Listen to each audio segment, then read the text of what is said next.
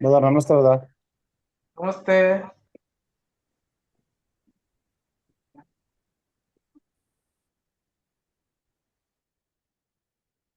ಒಂದು ಪ್ರಾರ್ಥನೆ ಮಾಡಿ ಶ್ರೀಕಾಂತ್ ಬ್ರದರ್. ಬ್ರದರ್ ಮಾಡ್ತೀನಿ. ಪ್ರಾರ್ಥನೆ ಮಾಡ್ಕೊಳ್ಳೋಣ. ಭೂ ಪರಲೋಕವನ್ನು ಉಂಟು ಮಾಡಿದ ನಮ್ಮ ಪರಲೋಕ ಯೆಹೋವ ತಂದೆ ಆದ್ದೇವ್ರೆ, ಈ ಒಂದು ಸಂಜೆ ವೇಳೆಗಾಗಿ ಸ್ತೋತ್ರ ದೇವ್ರೆ. ದೇವ್ರೆ, ಅಲ್ಪರು ಯೋಗ್ಯರು ಮಣ್ಣು ಧೂಳು ಕಸ ಆಗಿದೆ ನಮ್ಮ ಮನುಷ್ಯ ದೇವ್ರ ಲೋಕದಲ್ಲಿ ಎಷ್ಟೋ ಪ್ರೀತಿ ಇಟ್ಟು ತನ್ನ ಒಬ್ಬನೇ ಮಗನ ಮೂಲಕವಾಗಿ ದೇವ್ರೆ ನಮ್ಮ ಆರಿಸ್ಕೊಳಕ್ಕಾಗಿ ಸ್ತೋತ್ರ ದೇವ್ರೆ. ಈ ಒಂದು ಸಂಜೆ ವೇಳೆಯಲ್ಲಿ ದೇವ್ರೆ ಎಲ್ಲಾ ಸೋದರ ಒಟ್ಟಾಗಿ ಸೇರುವಂತೆ ನೀವು ಮಾಡಿದ ಮಹಾ ಕೃಪೆಗಾಗಿ ಸ್ತೋತ್ರ ದೇವ್ರೆ. ದೇವರ ಗುಡಾರ ಬಗ್ಗೆ ಓದ್ಕೊಳ್ಳೋ ಸಮಯದಲ್ಲಿ ಪ್ರತಿಯೊಬ್ಬರು ಸೋದರವನ್ನು ಓದಿ ತಿಳ್ಕೊಂಡು ಅರ್ಥ ಮಾಡ್ಕೊಳ್ಳಿಕ್ಕೆ ಪ್ರತಿಯೊಬ್ಬರು ಮನಸ್ಸುಗಳನ್ನು ತೆರೆ ಮಾಡ್ರಿ. ಹಾಗೆ ಪವಿತ್ರಾತ್ಮ ವರವನ್ನು ತಂದೆ ಆದ್ದೇವ್ರೆ ಯೇಸುವೆ ನೀವು ದಯಪಾಲಿಸಿ ಎಂಬುದಾಗಿ ಕೇಳ್ತೀವಿ. ಹಾಗೆ ಎಲ್ಲರೂ ದೇವರ ಆತ್ಮನ ಪ್ರಕಾರ ಎಲ್ಲರೂ ತಿಳ್ಕೊಂಡು ಅರ್ಥ ಮಾಡ್ಕೊಂಡು ನಡಿಲಿಕ್ಕೆ ಪ್ರತಿಯೊಬ್ಬೊಬ್ಬರನ್ನು ಬಲಪಡಿಸ್ರಿ ಎಂಬುದಾಗಿ ಕೇಳ್ಕೊಳ್ತೀನಪ್ಪ. ಆ ದೇವರ ಆಸಕ್ತಿಯಿಂದ ಕುಟ್ಕೊಂಡು ಆಸಕ್ತಿ ಕೇಳುವಂತೆ ಪ್ರತಿಯೊಂದು ಸೋದರರನ್ನು ತಂದೆ ಆದ್ದೇವ್ರೆ ನೀವು ಸಹಾಯ ಮಾಡ್ರಿ ಎಂಬುದಾಗಿ ಕೇಳ್ಕೊಳ್ತೀನಿ ದೇವ್ರೆ. ಬಾಕಿ ಹಂಚುವಂತ ಬ್ರದರ್ನು ಹಾಗೆ ಅವ್ರ ಕುಟುಂಬವನ್ನು ದೇವರ ಆಶ್ರಯಿಸ್ರಿ.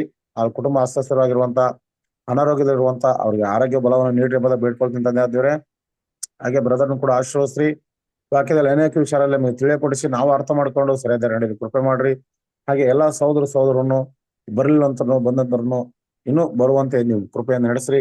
ಹಾಗೆ ಯಾನಲಕ್ಷ ಆಶೀರ್ವಾದ ಎಂಬುದಾಗಿ ಬೇಡ್ತಾ ಈ ಚಿಕ್ಕ ಪ್ರಾರ್ಥನೆ ನಮ್ಮ ರಕ್ಷಕನಾದ ಯೇಸುವಿನ ಹೆಸರಲ್ಲಿ ತಂದೆ, amen. Amen. Thank you brother. So ಮೊದಲು ತಂದೆಯ ದೇವರು ಅವ್ರ ಮಗನಾದ ಕ್ರಿಸ್ತನು ಕೂಡ ಈ ಒಂದು ವೇಳೆಯಲ್ಲಿ ಕೃತಜ್ಞತೆ ಹೇಳ್ಕೊಂಡು ಸೋದರರೇ ನಾವು ಒಂದು ಪಾಠವನ್ನು ಕಂಟಿನ್ಯೂಷನ್ ಅದು ದೇವದರ್ಶನ ಗೂಡಾರ ಪಾಠವನ್ನು ನಾವು ನೋಡ್ತಾ ಇದ್ದೀರಿ.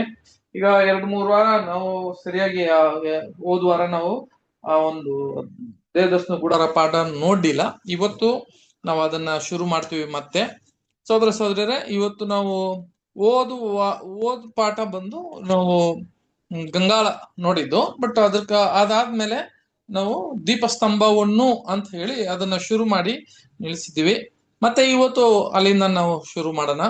ಸೋದರರೇ, ಈ ಪಾಠ ನೋಡ್ಬೇಕಾದ್ರೆ ಆ ಒಂದು ದೇವದರ್ಶನ ಗುಡಾರ ಅಂತ ಒಂದು ಬುಕ್ ಇದೆ.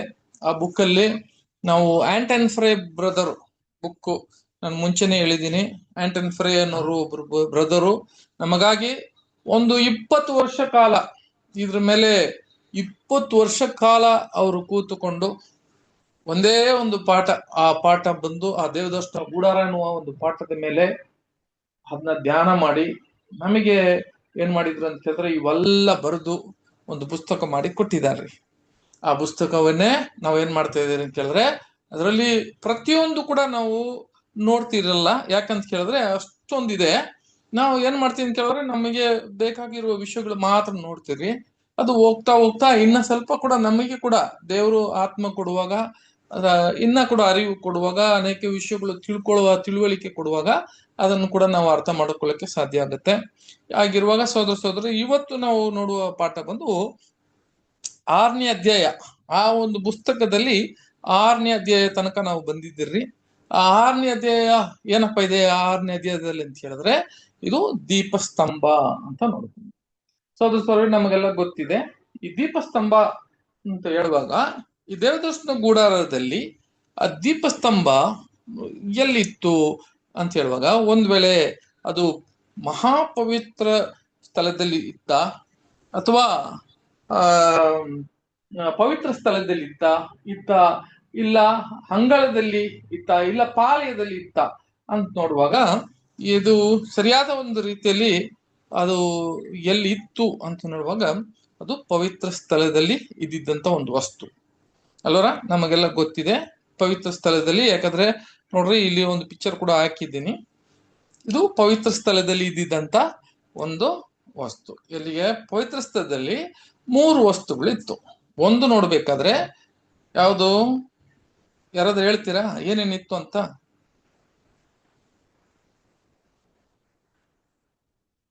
ದೇವದರ್ಶನ ಗುಡಾರದಲ್ಲಿ ಪವಿತ್ರ ಸ್ಥಳದಲ್ಲಿ ಇದ್ದಿದ್ದಂತ 3 ವಸ್ತುಗಳು ಏನೇನಿತ್ತು? ರೊಟ್ಟಿ, ದೀಪಸ್ತಂಭ, ಮತ್ತೇನು? ದೀಪಸ್ತಂಭ, ಧೂಪ ಧೂಪ ಕಳಸ ಇತ್ತು. ಮೇಜು ಇತ್ತು, ಪೆಟ್ಟಿಗೆ ಇತ್ತು ಬ್ರದರ್. ಅದು ಬಂದು ಅದು ಮಹಾಪವಿತ್ರ ಸ್ಥಳದಲ್ಲಿ ಇದ್ದಿದ್ದಂತ ವಿಷಯ. ಇಲ್ಲಿಗೆ ನಾನು ಪಿಕ್ಚರ್ ಕೂಡ ಹಾಕಿ ತೋರಿಸಿದ್ದೀನಿ ನಿಮಗೆ, ಯಾಕಂದ್ರೆ ಕನ್ಫ್ಯೂಸ್ ಆಗ್ಬಾರ್ದು ಅಂತ. ಸೋದರರೇ, ಇಲ್ಲಿಗೆ ನೀವು ನೋಡಿ, ಒಳಗಡೆ ನುಗ್ಗದಂಗೆ ಆ ಒಂದು ಸ್ಥಳದಲ್ಲಿ 3 ವಿಷಯಗಳೇ ಇತ್ತು. ಒಂದು ದೀಪಸ್ತಂಭ, ಇನ್ನೊಂದು ಆ ರೊಟ್ಟಿಯ ಮೇಜೆ, ಇನ್ನೊಂದು ಯಾವ್ದಂತ ಕೇಳಿದ್ರೆ ಆ ಧೂಪ ಬೀಡ. ಕರೆಕ್ಟ್, ನೀವ್ ಹೇಳಿದಲ್ಲ ಕರೆಕ್ಟ್. ಈ 3 ವಿಷಯ ಸೋದರರೇ ಬಹಳ ಅದು ನೋಡ್ರಿ, ಅದು ಪವಿತ್ರ ಸ್ಥಳದಲ್ಲಿ ಇದ್ದಿದ್ದಂತ ವಿಷಯದಲ್ಲಿ ನೋಡ್ತೀವಿ. ಇದಕ್ಕೆ ದಿಕ್ಕಿಗಳು ಕೊಟ್ಟಿದ್ದು ಒಳಗಡೆ ನೋಡ್ರಿ, ಯಾವ ಜಾಗದಲ್ಲಿ ಇಡಬೇಕು ಅಂತ ತಂದೆ ದೇವರು ಸರಿಯಾದ ರೀತಿಯಲ್ಲಿ ಹೇಳ್ಬಿಟ್ಟಿದ್ರು.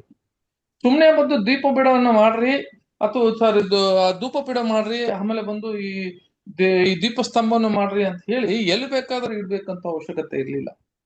ತಂದೆ ದೇವರು ಸರಿಯಾದ ರೀತಿಯಲ್ಲಿ ಒಂದು ದಿಕ್ಕುಗಳಲ್ಲಿ ಅದನ್ನ ಇಡಬೇಕು ಅಂತ ಹೇಳಿ ತಂದೆ ದೇವರೇ ಕೊಟ್ಟಿದ್ರು. ಇದರ ಅರ್ಥ ಯಾಕೆ ಆ ದಿಕ್ಕುಗಳಲ್ಲೇ ಇಡಬೇಕು ಅಂತ ವಿಷಯಗಳು ಆಮೇಲೆ ನಮ್ಗೆ ಗೊತ್ತಾಗುತ್ತೆ. ತುಂಬಾ ದಿವಸ ಆದ್ಮೇಲೆ ನಾವು ಸ್ಟಡಿಗಳು ಅಥವಾ ಹತ್ರ ಬರ್ತೀವಲ್ಲ, ಮುಗಿಯುವ ಟೈಮಲ್ಲಿ ಇವ ಒಂದು ಮಾಡೆಲ್ ಅಂತ ಹೇಳಿದ್ರೆ, ಈ ಡಿಸೈನ್ ಮಾಡಿದಂತ ಈ ಡಿಸೈನು ಯಾರೆಲ್ಲ ಯಾವ ತರ ಇದನ್ನ ಉಂಟು ಮಾಡೋದಿಕ್ಕೆ, ಯಾಕೆ ಈ ತರ ಎಲ್ಲಾ ದಿಕ್ಕುಗಳಲ್ಲಿ ಸರಿಯಾದ ರೀತಿಯಲ್ಲಿ ಈ ವಸ್ತುಗಳೇ ಈ ಜಾಗದಲ್ಲಿ ಇರಬೇಕು ಅಂತ ಯಾಕೆ ತಂದೆ ದೇವರು ಇಟ್ಟಿದ್ರು ಅಂತ, ಅದು ಲೇಟರ್ ಎಲ್ಲ ಅರ್ಥ ಮಾಡಿದ್ಮೇಲೆ ನಮಗೆ ಆ ಪಾಠ ಬರುತ್ತೆ. ಸರಿ, ಈಗ ಇನ್ನೊಂದು ಪ್ರಶ್ನೆ ನಿಮ್ಮ ಹತ್ರ. ಏನಪ್ಪ ಪ್ರಶ್ನೆ ಅಂತ ಹೇಳಿದ್ರೆ, ಈ ದೀಪಸ್ತಂಭ ಇದ್ದಿದ್ದಂತ ದಿಕ್ಕು ಯಾವ ದಿಕ್ಕಲ್ಲಿ ಇತ್ತು, ಯಾವ ಡೈರೆಕ್ಷನ್ ಅಲ್ಲಿ ಇತ್ತು? ಇದು ನಾನು ಮೇಲೆ ಹಾಕಿದ್ದೀನಿ ನೋಡ್ರಿ, ಯಾವ ಡೈರೆಕ್ಷನ್ ಅಲ್ಲಿ ಇದೆ, ಯಾವ ಡೈರೆಕ್ಷನ್ ಅಲ್ಲಿ ಇತ್ತು, ಇದು ಯಾವ ದಿಕ್ಕಲ್ಲಿ ಇತ್ತು? ಯಾವ್ದು ಬ್ರದರ್? ಈಸ್ಟ್ ಅಲ್ಲಿ ಇತ್ತು ಅಂತ ಒಬ್ರು ಹೇಳ್ತಾರೆ.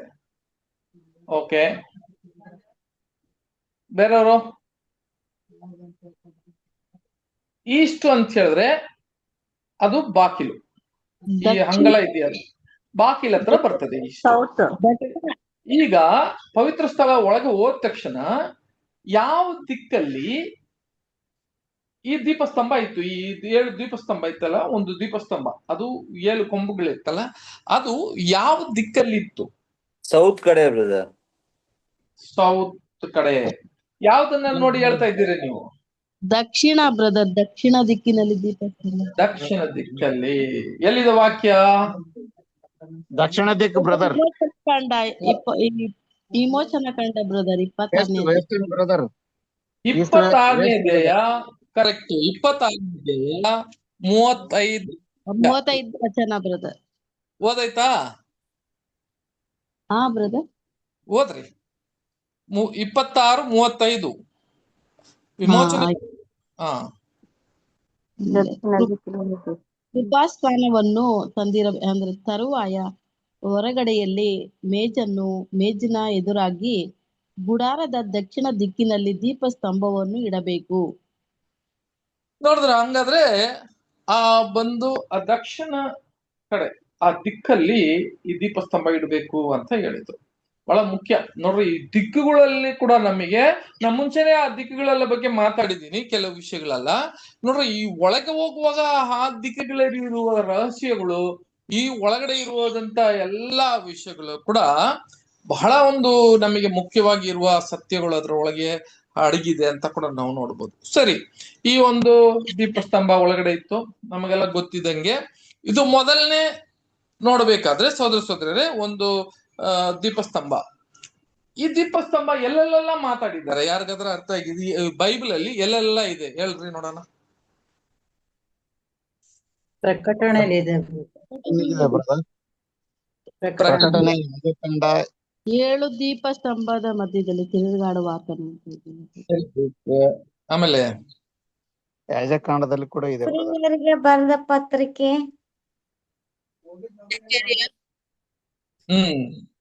ಜಕರ್ಯ ಸೋದರರೇ, ಇವೆಲ್ಲ ನೋಡ್ಬೇಕಾದ್ರೆ ಬಹಳ ಮುಖ್ಯ ರೀ. ಇದರಲ್ಲಿ ಎಲ್ಲಾ ವಿಷಯ ಇದ್ ನೋಡ್ಬೇಕಾದ್ರೆ ನೀವ್ ಹೇಳಿದ್ರೆ ನಾನು ಹಾಕಿದ್ದೀನಿ ನೋಡ್ರಿ ಪಿಕ್ಚರ್ ಕೂಡ. ಜಕಾರ್ಯದಲ್ಲಿ ಇದ್ದಿದ್ದಂತ ಆ 7 ದೀಪಸ್ತಂಭ, ಅದೇ ತರ ಪ್ರಕಟಣೆಯಲ್ಲಿ ಇದ್ದಿದ್ದಂತ ದೀಪಸ್ತಂಭ,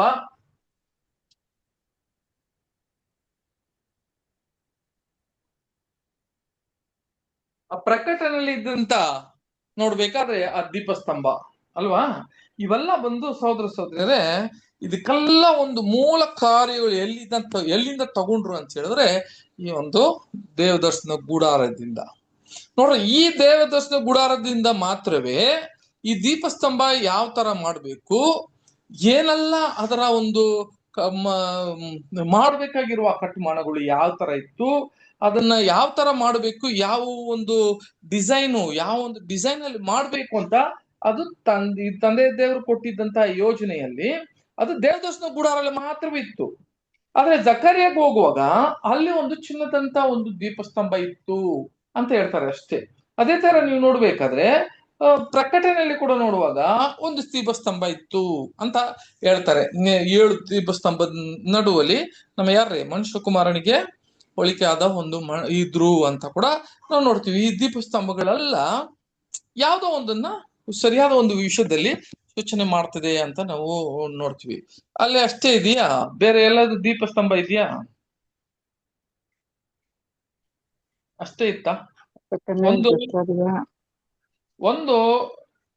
ಜಕಾರ್ಯ, ಒಂದು ಬಂದು ದೇವದರ್ಶನ ಗುಡಾರ, ಎರಡನೇದು ಜಕಾರ್ಯ, ಮೂರನೇದು ಪ್ರಕಟಣೆ. ಬೇರೆ ಎಲ್ಲಾದ್ರೂ ಇತ್ತಾ ಈ ತರ ಈ ದೀಪಸ್ತಂಭಗಳು? ಎಲ್ಲೂ ಇಲ್ಲ ಬ್ರದರ್, ಎಲ್ಲೂ ಇಲ್ಲಲ್ಲ, ಕರೆಕ್ಟ್. ಎಲ್ಲೂ ಇಲ್ಲ. ಸರಿ, ನೋಡ್ಬೇಕಾದ್ರೆ ಸಾಲಮನ್ ಕಟ್ಟಿದಂತ ಆಲಯದಲ್ಲಿ ನೋಡ್ರಿ, ಇಲ್ಲಿ ಒಂದೇ ದೀಪಸ್ತಂಭ ಇತ್ತು, ಅಲ್ಲಿ 5 ದೀಪಸ್ತಂಭಗಳು ಇತ್ತು. ಓಕೆ, ಅಲ್ಲಿ ನೋಡ್ಬೇಕಾದ್ರೆ ಸಹೋದರ ಸಹೋದರಿಯರೇ, ಅಲ್ಲಿ ಒಂದು ನೋಡ್ಬೇಕಾದ್ರೆ ದೀಪಸ್ತಂಭಗಳು ಎಷ್ಟಿತ್ತು ಅಂತ ಹೇಳಿದ್ರೆ 5 ಇತ್ತು ಅಂತ ನಾವು ನೋಡ್ತೀವಿ ಸಹೋದರ ಸಹೋದರಿಯರೇ. ಅದನ್ನ ಓದೋದು ಬೇಡ, ಯಾಕಂದ್ರೆ ನಾವ್ ಏನ್ ಮಾಡಲ್ಲ ಅಂತ ಕೇಳಿದ್ರೆ ಅದ್ರ ಬಗ್ಗೆ ಇದೆಲ್ಲ ಮುಗಿದ ಮೇಲೆ ನಾವ್ ಏನ್ ಮಾಡ್ತೀವಿ ಅಂತ ಕೇಳಿದ್ರೆ ಅದನ್ನ ನಾವು ನೋಡ್ಬೋದು. ಬೇಕಾದ್ರೆ ಒಂದು ವಾಕ್ಯ ಮಾತ್ರ ಓದೋಣ. ಒಂದನೇ ಅರಸಲ್ಲಿ ಫಸ್ಟ್ ಕಿಂಗ್ಸ್ 7ನೇ ಅಧ್ಯಾಯ 49ನೇ ವಾಕ್ಯದಲ್ಲಿ ಓದೋಣ. ಬಂಗಾರದ ಧೂಪವೇದಿಯು ನೈವೇದ್ಯವಾದ ರೊಟ್ಟಿಗಳನ್ನಿಡುವುದಕ್ಕಾಗಿ ಬಂಗಾರದ ಮೇಜು ಮಹಾಪರಿಶುದ್ಧ ಸ್ಥಳದ ಎದುರಿಗೆ ಎಡಗಡೆಯಲ್ಲಿಯೂ ಬಲಗಡೆಯಲ್ಲಿಯೂ ಐಕ್ಯದರಂತೆ ಇಡುವುದಕ್ಕೋಸ್ಕರ ಚೊಕ್ಕ ಬಂಗಾರದಿಂದ ಮಾಡಿದ ಪುಷ್ಪಾಲಂಕಾರ ಉಳ್ಳ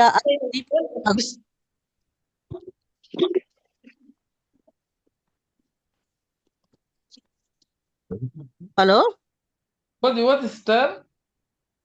ಬ್ರದರ್, ಅದೊಂದು ಮುಗಿತು ಬ್ರದರ್. ಪುಷ್ಪಾಲಂಕಾರವುಳ್ಳ 10 ದೀಪಸ್ತಂಭಗಳು, ಬಂಗಾರದ ಅಣತೆ ತಂಡಸ್ಸುಗಳು, ಅಷ್ಟೇ ಬ್ರದರ್. ನೋಡ್ಬೇಕಾದ್ರೆ 10 ದೀಪಸ್ತಂಭ ಬಂದ್ಬಿಡ್ತು ಇಲ್ಲಿಗೆ ಸಹೋದರ ಸಹೋದರಲ್ಲಿ. ನೋಡಿದ್ರ 10 ದೀಪಸ್ತಂಭ ಬಂದ್ಬಿಡ್ತು. ಸೊ ಹಂಗಾದ್ರೆ ಇವಾಗ ನೋಡ್ರಿ, ಒಂದೊಂದಾಗಿ ಬೆಳೆಯುವಾಗ ಒಂದೊಂದು ಕಡೆ ನಾವು ನೋಡುವಾಗ ಅದರ ಒಂದು ಯೋಜನೆ, ಅದರ ಒಂದು ಕನಸಾಗ್ಲಿ,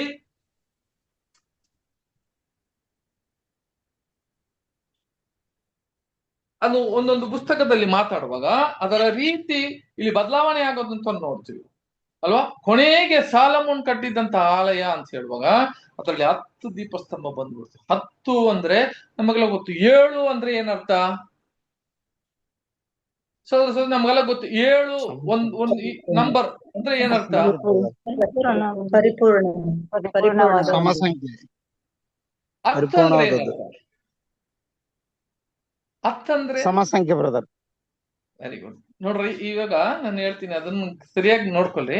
7 ಅನ್ನುವಾಗ ಅದು ಬಂದು ಪರ್ಫೆಕ್ಷನ್. ನೀವ್ ಹೇಳೋದು ಪರ್ಫೆಕ್ಷನ್, ಕರೆಕ್ಟ್. ಓಕೆ, 10 ಅಂತ ಬರುವಾಗ ಕಂಪ್ಲೀಟೇಷನ್ ಅಂತ ಅರ್ಥ. ಕಂಪ್ಲೀಟೇಷನ್ ಸಮಸ್ತ ಅಂತ ಬರುತ್ತೆ. ನೋಡ್ರಿ, ಹಂಗಾದ್ರೆ ಈ ದೀಪಸ್ತಂಭದಲ್ಲಿ ಇರುವ ರಹಸ್ಯಗಳು ಇಲ್ಲಿ ನೋಡ್ರಿ. 7 ಸ್ತಂಭಗಳು ಅದು ಕ್ರಿಸ್ತನ ಒಳಗೆ ಬೆಳೆಯಿತು. ಆಮೇಲೆ ಆ ಒಂದು ಸಾಲಮನ ಆಲಯ ಕಟ್ಟದ ಮೇಲೆ 10 ದೀಪಸ್ತಂಭ ಬಂದ್ಬಿಡ್ತು ಅಂತ ಹೇಳುವಾಗ ಪರ್ಫೆಕ್ಷನ್, ಸಮಸ್ತವಾಗಿ ಅಂತ ಬಂದ್ಬಿಡ್ತು. ಓಕೆ, ಅದಕ್ಕೆ ಈ ದೀಪಸ್ತಂಭ ಅಂತ ನೋಡುವಾಗ ಬಹಳ ಮುಖ್ಯವಾಗಿ ಇರುವ ಪಾಠಗಳು ಒಂದೊಂದಾಗಿ ನಾವು ನೋಡ್ಕೊಂಡು ಹೋಗುವಾಗ ಬಹಳ ದೊಡ್ಡದು ಪಾಠ ಇದು. ಈ ದೀಪಸ್ತಂಭಗಳೇ ಎಷ್ಟೋ ವಿಷಯಗಳೈತೆ ಇದರಲ್ಲಿ. ದೇವರು ಅಷ್ಟೊಂದು ಯೋಚನೆಯನ್ನು, ಅದಕ್ಕೆ ನಾನು ಅವತ್ತೇ ತೆಗ್ದಿಲ್ಲ, ಯಾಕಂದ್ರೆ ಅದು 1 ಅವರಲ್ಲಿ ಮಾತಾಡುವ ವಿಷಯಗಳಲ್ಲ.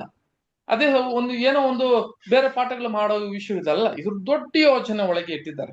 ಅದು ಒಂದೊಂದು ವಿಷಯ ಕೂಡ ನಾವು ಅರ್ಥ ಮಾಡ್ಕೊಳ್ಳುವಾಗ ನಮ್ಮ ಅರಿವು, ನಮ್ಮ ಜ್ಞಾನ, ಯಾಕಂದ್ರೆ ಇದು ನಮ್ಮ ಬಗ್ಗೆ ಮಾತಾಡುವ ಒಂದು ವಿಷಯಗಳು.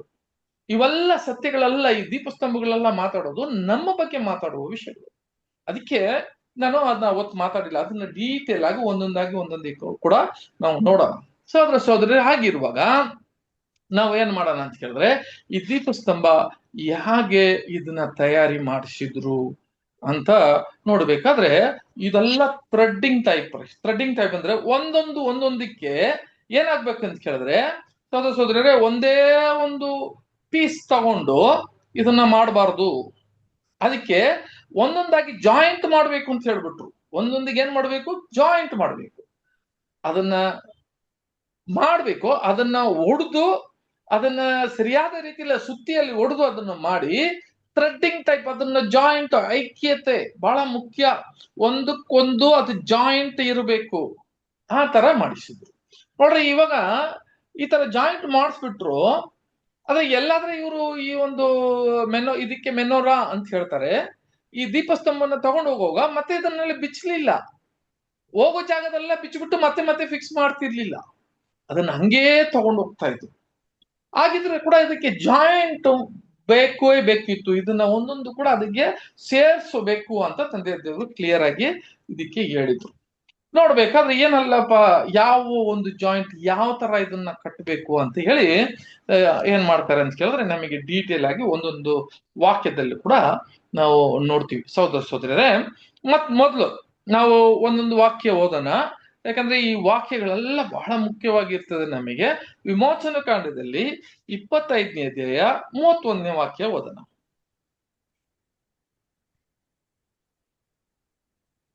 ಚೊಕ್ಕ ಬಂಗಾರದ ದೀಪಸ್ತಂಭವನ್ನು ಮಾಡಿಸಬೇಕು. ಅದರ ಬುಡವನ್ನು ಕಂಬವನ್ನು ನಕಾಸಿ ಕೆಲಸದಿಂದ ಮಾಡಿಸಬೇಕು. ಆ ದೀಪಸ್ತಂಭವೆಲ್ಲ ಅಖಾಡವಾಗಿ ಪುಷ್ಪ ಪಾತ್ರೆಗಳಂತೆಯೂ ಪುಷ್ಪಗಳಂತೆಯೂ ಅಲಂಕಾರವಾಗಿ ಕೆತ್ತಿರಬೇಕು. ಸಹೋದರರೇ, ಇಲ್ಲಿ ನೋಡ್ಬೇಕಾದ್ರೆ ಈ ಒಂದು ಚೊಕ್ಕ ಬಂಗಾರ ಈ ದೀಪವನ್ನು ಯಾವ ತರ ಮಾಡಬೇಕು ಅಂತ ಹೇಳಿದ್ರೆ, ಅದರ ಬುಡದಲ್ಲಿ ಆ ಕೊಂಬೆಗಳನ್ನು ಮಾಡಬೇಕು. ಅದರ ಬುಡವನ್ನು ಆ ಕೊಂಬೆಗಳು ಕೂಡ ನಕಾಸು ಕೆಲಸದಿಂದ ಮಾಡ್ಬೇಕು ಅಂತ ಹೇಳಿದ್ರು. ಈ ದೀಪಸ್ತಂಭ ನೋಡ್ಬೇಕಾದ್ರೆ ಇಲ್ಲಿ 2 ವಿಷಯಗಳು ಮಾತ್ರ ಹೇಳಿದ್ದಾರೆ. ಯಾವ್ದಂತ ಕೇಳಿದ್ರೆ, ಪುಷ್ಪ ಪಾತ್ರೆಗಳಿವು, ಆಮೇಲೆ ಪುಷ್ಪ ಏನ್ರಿ ಪುಷ್ಪ ಪಾತ್ರೆಯು ಪುಷ್ಪಗಳೆತೆಯು ಅಲಂಕಾರವಾಗಿ ಇದನ್ನ ಏನ್ ಬೇಕಂದ್ರೆ ಕೆತ್ತಿರ್ಬೇಕು ಅಂತ ಹೇಳ್ತಾರೆ. ಇದು 2 ವಿಷಯ ಹೇಳ್ತಾ ಇದ್ದಾರೆ ಇಲ್ಲಿಗೆ. ಆದ್ರೆ ನೀವು JV ಬೈಬಲ್ ಅಲ್ಲಿ ನೋಡುವಾಗ ಈ 2 ವಿಷಯ ಹೇಳ್ತಾರೆ. ಆದ್ರೆ ಇಂಗ್ಲಿಷ್ ಅಲ್ಲಿ ಬಂದು ಆ ತರ ಹೇಳಲ್ಲ. ಇಂಗ್ಲಿಷ್ ಅಲ್ಲಿ ಏನಿರ್ತದೆ ಅಂತ ಕೇಳಿದ್ರೆ, ಬರ್ಡ್ಸ್, ಫ್ಲವರ್ಸ್ ಅಂಡ್ ನಾಬ್ಸ್ ಅಂತ ಇರ್ತದೆ. ಮೊಗ್ಗು ಕೂಡ ಇರ್ತದೆ. ನೋಡ್ರಿ, KJV ಬೈಬಲ್ ಯಾರಾತ್ರ ಇಟ್ಕೊಂಡಿದ್ರೆ, ನಾನು ಪಕ್ಕದಲ್ಲಿ ಇಲ್ಲಿ ಹಾಕಿದ್ದೀನಿ ಆ ವಾಕ್ಯ, ಸೇಮ್ ವಾಕ್ಯ ಇಲ್ಲಿ ಹಾಕಿದ್ದೀನಿ. ನೀವು ಬೈಬಲ್ ಅಲ್ಲಿ, ನೀವು ಫೋನ್ ಅಲ್ಲಿ ನೋಡಿದ್ರೆ ಓದ್ಬೋದು. ಅದ್ ಯಾರಾದ್ರೂ ಓದ್ರಿ ಅದನ್ನ ಹಂಗೆ. ಸಿಸ್ಟರ್ ಓದ್ರಿ. ಅದು ಯೆಲ್ಲೋ ಕಲರ್ ಬ್ರದರ್ ಅಲ್ಲ, ಪಕ್ಕದಲ್ಲಿ ಇರೋದು ವೈಟ್. ಇದಲ್ಲದೆ ಶುದ್ಧ ಬಂಗಾರದಿಂದ ದೀಪಸ್ತಂಭವನ್ನು ಮಾಡಬೇಕು. ಆ ದೀಪಸ್ತಂಭವನ್ನು ನಕ್ಷೆಯ ಕೆಲಸದಿಂದ ಮಾಡಬೇಕು. ಅದರ ಕಂಬವು, ಕೊಂಬೆಗಳು, ಅಣತೆಗಳು, ಗುಂಡುಗಳು, ಪುಷ್ಪಗಳು ಅದರಂತೆಯೇ ಇರಬೇಕು. ಅದರ ಹಣತೆಯು, ಆಮೇಲೆ ಹಣತೆಗಳನ್ನು, ಗುಂಡುಗಳನ್ನು, ಪುಷ್ಪಗಳನ್ನು ಅದನ್ನ ಮಾಡ್ಬೇಕು ಅಂತ ಹೇಳ್ಬಿಟ್ಟು ಇಲ್ಲಿ ನೋಡ್ಬೇಕಾದ್ರೆ 3 ಹೇಳ್ತಾರೆ, 3 ವಸ್ತುಗಳು ಹೇಳ್ತಾರೆ. ಬಟ್ ಇಲ್ಲಿ ನೋಡ್ಬೇಕಾದ್ರೆ ಸಹೋದರರೇ, ಇಲ್ಲಿ 2 ಕೊಟ್ಟಿರ್ತಾರೆ. ಸೊ ಅದ್ ಗೊತ್ತಿಲ್ಲ, ಅದು ಕನ್ನಡದಲ್ಲಿ ಯಾಕೆ 2 ಮಾತ್ರ ಹೇಳಿದ್ರು ಅಂತ ನಮಗೆ ಅರ್ಥ ಆಗ್ಲಿಲ್ಲ. ಬಟ್ ಎಲ್ಲಾ ಟ್ರಾನ್ಸ್ಲೇಷನ್ ಇಲ್ಲಿ ನೋಡ್ಬೇಕಾದ್ರೆ, ನೀವು ಇಂಗ್ಲಿಷು ಮತ್ತೆ ಬೇರೆ ಬೇರೆ ಭಾಷೆಗಳು ನೋಡ್ಬೇಕಾದ್ರೆ 3 ಇರ್ತದೆ. ಅದ ಹಣತೆ, ಆಮೇಲೆ ಗುಂಡುಗಳು, ಆಮೇಲೆ ಪಾತ್ರೆಗಳು, ಅದನ್ನ ಪುಷ್ಪ ಪಾತ್ರೆಯಲ್ಲಿ ಅದನ್ನ ಮಾಡ್ತಾರೆ. ಅದು ಹೋಗ್ತಾ ಹೋಗ್ತಾ ನಾವು ಅದನ್ನ ಓದೋಣ ರೀ. ಸರಿ, ಹೀಗಿರುವಾಗ ಮೊದಲು ಅವ್ರು ಏನ್ ಹೇಳ್ತಾರೆ ಅಂತ ಕೇಳಿದ್ರೆ, ಇದನ್ನ ಕೆಲಸ ಯಾವ ತರ ಮಾಡ್ಬೇಕು ಅಂತ ಕೇಳಿದ್ರೆ, ಈ ಒಂದು ಚೊಕ್ಕ ಬಂಗಾರದಲ್ಲಿ ಮೊದಲು ಇದನ್ನ ಮಾಡ್ಬೇಕು. ಅದು ದೀಪಸ್ತಂಭವಾಗಿರ್ಬೇಕು. ಅದು ಏನ್ ಅದು ಒಂದು ಯಾವ ತರ ಕೆಲಸ ಇದರಲ್ಲಿ ಮಾಡ್ಬೇಕು ಅಂತ ಕೇಳಿದ್ರೆ, ಆ ನಕ್ಷೆಯ ಕೆಲಸದಲ್ಲಿ ಮಾಡ್ಬೇಕಂತೆ. ಅದೇ ತರ ಬಂದು ಆ ಕೊಂಬುಗಳು, ಹೌದು, ಏನ್ ಸರ್? ನಕಾಶೆ ಕೆಲಸ ಬ್ರದರ್. ನಕಾಶೆ ಕೆಲಸದಲ್ಲಿ ಅದನ್ನ ಮಾಡಬೇಕು ಅಂತ ಹೇಳ್ತಾರೆ. ಅದರ ಕೊಂಬೆ ಮತ್ತೆ ಅದರಲ್ಲಿ ಬುಡ ಇದೆಯಲ್ಲ, ಅದೆಲ್ಲ ಬಂದು ಏನ್ ಮಾಡ್ಬೇಕಂದ್ರೆ ಜಾಯಿಂಟ್ ಮಾಡ್ಬೇಕು ಒಂದೊಂದಂತ ಹೇಳಿದ್ರು. ಈಗ ಆ ವಾಕ್ಯಗಳು ಒಂದೊಂದು ಓದುವಾಗ, ನೆಕ್ಸ್ಟ್ ವಾಕ್ಯ ಓದೋಣ. 2ನೇ ವಾಕ್ಯ ನಾನು ಇಲ್ಲಿ ಕೂಡ ಹಾಕಿರ್ತೀನಿ ವಾಕ್ಯಗಳೆಲ್ಲ. 32ನೇ ವಾಕ್ಯ ಓದೋಣ ಸಿಸ್ಟರ್. ಹಂಗೆ ಕಂಬದ ಒಂದೊಂದು ಪಾರ್ಶ್ವದಲ್ಲಿ 3 ಕೊಂಬೆಗಳು, ಅಂತೂ 6 ಕೊಂಬೆಗಳು ಇರಬೇಕು. ಇಲ್ಲಿ ನಾವು ಗಮನಿಸ್ಬೇಕಾಗಿರೋ ಒಂದೊಂದಾಗಿ ಓದುವಾಗ ನಾವು ತಿಳ್ಕೊಂಬಿಡೋಣ. ಸೋದರರೇ, ಇಲ್ಲಿ ನೋಡ್ರಿ, ಇಲ್ಲಿ ಇದೆ ಮುಖ್ಯವಾಗಿ ಏನಂತ ಕೇಳಿದ್ರೆ 6 ಕೊಂಬೆ, ಒಂದ್ ಕಡೆ 3, ಇನ್ನೊಂದು ಕಡೆ 3 ಕೊಂಬೆ ಇರಬೇಕು ಅಂತ ಕ್ಲಿಯರ್ ಆಗಿ ಹೇಳಿದ್ದಾರೆ ಇಲ್ಲಿಗೆ. ಓಕೆ, ಆಗಿರುವಾಗ ನಾನು ತೋರಿಸ್ತೀನಿ ರೀ ಇಲ್ಲಿ ನಿಮಗೆ. ಇಲ್ಲಿದೆ ನೋಡ್ರಿ ಸೋದರರೇ, ಇಲ್ಲಿದೆ ನೋಡ್ರಿ ಕ್ಲಿಯರ್ ಆಗಿ. ಈ ಒಂದು ದೀಪಸ್ತಂಭದಲ್ಲಿ ಒಂದ್ ಕಡೆ 3 ಕೊಂಬೆ ಇರಬೇಕು, ಇನ್ನೊಂದು ಕಡೆ 3 ಕೊಂಬೆ ಇರಬೇಕು. ಹಾಗೆ 6 ಕೊಂಬೆಗಳು ಇರಬೇಕು. ಆಮೇಲೆ ಕೆಳಗೆ ಹೋಗೋಣ. ಪ್ರತಿಯೊಂದು ಕೊಂಬೆಯಲ್ಲಿ ಬಾದಾಮಿ ಹೂಗಳಂತಿರುವ 3 ಪುಷ್ಪ ಅಲಂಕಾರಗಳಿರಬೇಕು. ಒಂದೊಂದು ಅಲಂಕಾರಕ್ಕೆ 1 ಪುಷ್ಪ ಪಾತ್ರೆಯು 1 ಪುಷ್ಪವೂ ಇರಬೇಕು. 6 ಕೊಂಬೆಗಳನ್ನು ಹಾಗೆ ಮಾಡಿಸಬೇಕು. ನೋಡಿದ್ರ ಸೋದರ, ಇಲ್ಲಿಗೆ ಆ ಪುಷ್ಪ ಪಾತ್ರೆ ಅಂತ ಹೇಳ್ತಾರೆ. ಅಂದ್ರೆ ಆ ಪುಷ್ಪ ಅಲಂಕಾರ ಮಾಡಬೇಕು ಅಂತ ಹೇಳ್ತಾರೆ. ಅದಕ್ಕೆ 3 ಏನು ಬಾದಾಮಿ ಹೂಗಳಿರುವ 3 ಎಲ್ಲಾ ಕೊಂಬೆಗಳಲ್ಲೂ 3 ಮಾಡಬೇಕಂತೆ. ಓಕೆ, 3 ಆ ಬಾದಾಮಿ ಹೂವದಲ್ಲಿ ಏನ್ ಮಾಡ್ಬೇಕಂದ್ರೆ ಒಂದೊಂದು ಕೊಂಬೆಯಲ್ಲಿ 3 ಬಾದಾಮಿ ಹೂವಾಗಿ ಇರಬೇಕು. ಇಲ್ಲಿ ತೋರಿಸಿದೀನಿ ನೋಡ್ರಿ ಸಹೋದರರೇ, ಅದೇ ತರ ಬಾದಾಮಿ ಹೂವು. ಇವಾಗ ಈ ನೋಡ್ರಿ, ಯಾಕೆ ಈ ಸ್ತಂಭವನ್ನು ಬಾದಾಮಿ ಹೂವಿನಿಂದ, ಹೂ ಮಾತ್ರ ಅಲ್ಲ ನೋಡ್ರಿ, ಆ ಒಂದು ಪುಷ್ಪ ಅಂತ ಹೇಳ್ತಾರೆ. ಪುಷ್ಪ ಅಂತ ಹೇಳಿದ್ರೆ ಬಾದಾಮಿ ಹೂವು, ಆಮೇಲೆ ಆ ಮೊಗ್ಗು. ಓದ್ರಿ ಸಿಸ್ಟರ್, ಕಂಟಿನ್ಯೂ ಮಾಡಿ ಹಂಗೆ. ದೀಪಸ್ತಂಭದ ಕಡ್ಡಿಯಲ್ಲಿ ಪುಷ್ಪ ಪಾತ್ರೆಗಳು, ಪುಷ್ಪಗಳು ಇರುವ ಬಾದಾಮಿ ಹೂಗಳಂತೆ 4 ಪುಷ್ಪಾಲಂಕಾರಗಳು ಇರಬೇಕು. ದೀಪಸ್ತಂಭ ಅಂತ ಬರುವಾಗ ಅದು ಯಾವ್ದಪ್ಪ ಅಂತ ಕೇಳಿದ್ರೆ, ಅದು ನಡುವಲ್ಲಿ ಇರೋದು. ಆ ನಡುವಲ್ಲಿ ಇರುವುದು ದೀಪಸ್ತಂಭ. ಸರಿಯಾಗಿ ನೀವು ತಿಳ್ಕೊಂಡ್ಬಿಡ್ರಿ. ದೀಪಸ್ತಂಭ ಅನ್ನೋದು ಒಂದು. ಓಕೆ, ಆ ದೀಪಸ್ತಂಭಕ್ಕೆ 6 ಕೊಂಬಗಳಿದೆ. ಯಾಕಂದ್ರೆ ನಾವು ಕೆಲವು ಟೈಮಲ್ಲಿ ಕೆಲವು ಒಂದು ದೀಪಸ್ತಂಭ ಅಂತ ಬರ್ದಿರ್ತದೆ ಕೆಲವು ಜಾಗದಲ್ಲಿ.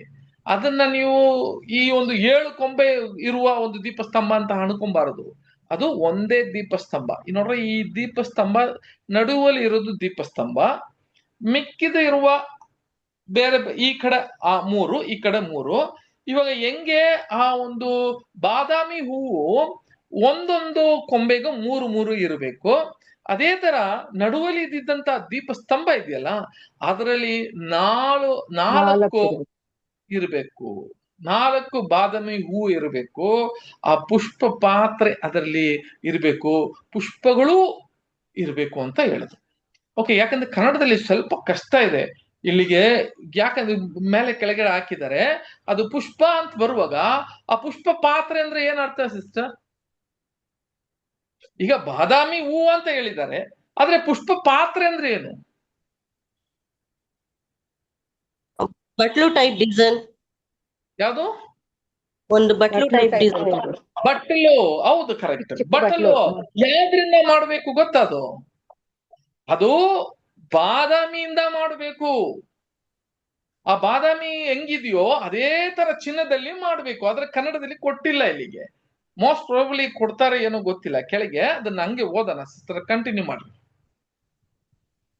2 ಕೊಂಬೆ ಕವಲು ಒಡೆದಿರುವ ಸ್ಥಳಗಳೆಲ್ಲ ಒಂದೊಂದು ಪುಷ್ಪ ಪಾತ್ರೆ ಇರಬೇಕು. ಆಮೇಲೆ ಪುಷ್ಪ ಪಾತ್ರೆಗಳು ಕೊಂಬೆಗಳು ಸಹಿತವಾದ ದೀಪಸ್ತಂಭವನ್ನೆಲ್ಲ ಒಟ್ಟಿಗೆ ಚೊಕ್ಕ ಬಂಗಾರದಿಂದ ನಕಾಸಿ ಕೆಲಸದಿಂದ ಮಾಡಿಸಬೇಕು. ಅದಕ್ಕೆ ಸಾಕು. ಈಗ ನೋಡು, ಫಸ್ಟ್ ಇದನ್ನ ಮುಗಿಸೋಣ. ಸಿಸ್ಟರ್ ಈ ನೋಡ್ಬೇಕಾದ್ರೆ ಇವಾಗ 3 ವಿಷಯಗಳು ಬಹಳ ಮುಖ್ಯ ಕನ್ನಡದಲ್ಲಿ. ಆಕ್ಚುಲಿ ಇಂಗ್ಲಿಷ್ ಅಲ್ಲಿ ಈ ವಾಕ್ಯಗಳೆಲ್ಲ ಓದುವಾಗ ಇದು ನಾವು ಇದರಲ್ಲಿ ಹೇಳ್ದಂಗೆ ಇಲ್ಲ, ಕನ್ನಡದಲ್ಲಿ ಆ ವಿಷಯ ಇಲ್ಲ. ಇಲ್ಲಿ ಏನ್ ಹೇಳ್ತಾರೆ ಅಂತ ಕೇಳಿದ್ರೆ, have 3 cup shaped like almond flower ಅಂತ ಹೇಳುವಾಗ ಅದರ ಪೆಟಲ್ಸ್ ಒಂದೊಂದು ಕೂಡ ಹೆಂಗಿರ್ಬೇಕಂತ ಹೇಳಿದ್ರೆ ಆ ಕಪ್ ತರ ಬಂದು ಮಾಡಿರ್ಬೇಕು. ಅದೇ ತರ ಆ ಒಂದು ಬಾದಾಮಿ ಹೂವ ಇದೆಯಲ್ಲ, ಅದ್ರ ಕೆಳಗಿರುವ ಆ ಬಾದಾಮಿ ಬೀಜ ಇರ್ತದಲ್ಲ, ಆ ಬೀಜ ಬಂದು ಆ ಕೆಳಗೆ ಇರಬೇಕು. ಪಾತ್ರೆ ಹೆಂಗೆ ಮಾಡ್ಬೇಕು ಅದನ್ನ, ಬಟ್ ಕನ್ನಡದಲ್ಲಿ ಅದು ಹಿಂಗೋ ನನಗೆ ಗೊತ್ತಿಲ್ಲ. ಅದನ್ನ ಏನ್ ಮಾಡ್ಲಿಲ್ಲ ಅಂತ ಕೇಳಿದ್ರೆ ಸರಿಯಾದ ರೀತಿಯಲ್ಲಿ ಈಗ ಕೊಳ್ಳಿಲ್ಲ ಸಹೋದರರೇ. ಕನ್ನಡದಲ್ಲಿ ಅದನ್ನ ಅರ್ಥ ಮಾಡೋದಕ್ಕೂ ಬಹಳ ಕಷ್ಟ ಅದನ್ನ. ಯಾಕಂತ ಕೇಳಿದ್ರೆ ನೋಡ್ರಿ, ಇಂಗ್ಲಿಷ್ ಅಲ್ಲಿ ನಾನು ಓದ್ತೀನಿ. ಇಂಗ್ಲಿಷ್ ಅಲ್ಲಿ ಓದುವಾಗ ಸಹೋದರರೇ, ಈ 25ನೇ ಅಧ್ಯಾಯದಲ್ಲಿ 31ನೇ ವಾಕ್ಯ, make a lamp stand of pure hammered gold, the whole of it is to be made of one piece. ಒಂದೇ ಪೀಸ್ ಅಲ್ಲಿ ಮಾಡಬೇಕು. Its base, shaft, cup, buds and flowers. ಇದನ್ನ ಯಾವ್ದ್ರಲ್ಲಿ ಮಾಡ್ಬೇಕು ಅಂತ ಕೇಳಿದ್ರೆ 33ನೇ ವಾಕ್ಯದಲ್ಲಿ, have 3 cup shape like almond flower on the first branch, each with buds and petals 3 of the next branch ಅಂತ ಹೇಳ್ತಾರೆ. ಹಂಗಂದ್ರೆ ಈ ಒಂದು ಪಾತ್ರವನ್ನು ಮಾಡಬೇಕು, ಪುಷ್ಪ ಪಾತ್ರೆ. ಆ ಪುಷ್ಪ ಪಾತ್ರೆ ಅಂತ ಹೇಳುವಾಗ ಅದು ಯಾವ್ದ್ರಲ್ಲಿ ಮಾಡ್ಬೇಕು ಅಂತ ಕೇಳಿದ್ರೆ ಸಹೋದರರೇ, ಅದು ಒಂದು ಆ ಬಾದಾಮಿ ಹಣ್ಣು, ಬಾದಾಮಿ ಒಳಗೆ ಇರುವ ಬೀಜ ಇದೆಯಲ್ಲ, ಇವು 3ರಲ್ಲಿ ಆ ಬೀಜ ಅದನ್ನ ಹಣ್ಣಲ್ಲಿ ಅದೇ ತರ ಒಂದು ಪಾತ್ರೆ ಮಾಡಬೇಕು. ಮೇಲೆ ಹಲ್ಲು ಇದೆಯಲ್ಲ, ಅದು ಬಂದು ಅದರ ಬೀಜ ತರ ಇರ್ಬೇಕು. ಮೊಗ್ಗು ಅಂತ ಹೇಳಿದ್ರೆ ಅದು ಮೊಗ್ಗು ಬಿಡುತ್ತದಲ್ಲ, ಆ ಮೊಗ್ಗು ಏನಾಗ್ಬೇಕಂತ ಕೇಳಿದ್ರೆ ಆ ಕೆಳಗಿರುವ ಮೊಗ್ಗು ತರನೇ ಇರ್ಬೇಕು. ನಾನು ನೋಡ್ರಿ ಇಲ್ಲಿ ತೋರಿಸಿದ್ದೀನಿ ನಿಮಗೆ, ಒಂದು ಪಿಕ್ಚರ್ ಹಾಕಿದ್ದೀನಿ. ಆ ಪಿಕ್ಚರ್ ನೋಡ್ಬೇಕಾದ್ರೆ ಮೊಗ್ಗು ಕೂಡ ಅದೇ ತರ ಸೇರಿಸ್ಬೇಕು. ಇದನ್ನ ಕನ್ನಡದಲ್ಲಿ ಬಹಳ ಕಷ್ಟವಾಗಿ ಏನ್ ಮಾಡಿದೆ, ನಾನು ಓದುವಾಗ ಅಷ್ಟೊಂದು ಸುಲಭವಾಗಿ ಅದನ್ನ ಅರ್ಥ ಮಾಡ್ಕೊಳ್ಳಕ್ಕೆ ಆಗ್ತಿರ್ಲಿಲ್ಲ. ಯಾಕಂದ್ರೆ 34ನೇ ಅಧ್ಯಾಯದಲ್ಲಿ 4ನೇ ವಾಕ್ಯದಲ್ಲಿ ಇಲ್ಲಿ ಕ್ಲಿಯರ್ ಆಗಿ ಹೇಳ್ತಾರೆ, ದೀಪಸ್ತಂಭ.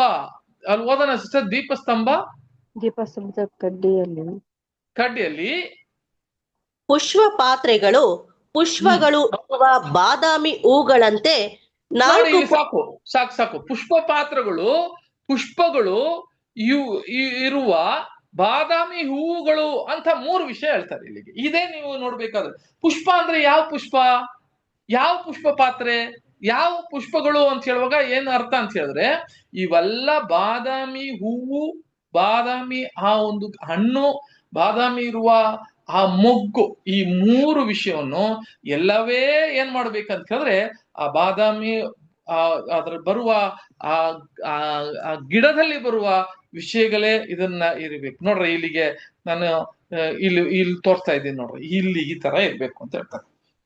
ನೋಡ್ರಿ ಇದೆ ಬಾದಾಮಿ ಮೊಗ್ಗು ಇರಬೇಕು, ಅದರ ಒಂದು ಪುಷ್ಪ ಇರಬೇಕು, ಅದರ ಹಣ್ಣು, ಆಮೇಲೆ ಅದನ್ನ ಬಂದು ಏನಂತ ಹೇಳಿದ್ರೆ ಅದರ ಬೀಜ, ಇವೆಲ್ಲ ನೋಡ್ರಿ ಇದನ್ನ ಇಟ್ಟುಕೊಂಡೇ ಮಾಡ್ಬೇಕು ಅಂತ ಹೇಳಿದ್ರು. ಇದನ್ನೇ ಡಿಸೈನು ಯಾವ ತರಪ್ಪ ಡಿಸೈನ್ ಇರ್ಬೇಕು ಅಂತ ಕೇಳಿದ್ರೆ ಈ ಹೂವ, ಪುಷ್ಪ ಇರುವ ಈ ಹೂವ ಇವೆಲ್ಲ ಇಟ್ಟುಕೊಂಡೇ ಮಾಡ್ಬೇಕು ಅಂತ ಹೇಳ್ಬಿಟ್ರು ಸಹೋದರಿ. ಸರಿ, ಇದನ್ನ ನಾವು ಓದುವಾಗ ನಮ್ಗೆ ಏನ್ ಜ್ಞಾಪಕ ಬರ್ತದೆ, ಇದನ್ನ ನೋಡುವಾಗ ಬೇರೆ ಎಲ್ಲಾದ್ರೆ ಇದ್ರ ಬಗ್ಗೆ ಬರ್ದಿದ್ಯಾ? ಆರೋನನ ಚಿಗುರಿನ ಕೋಲು.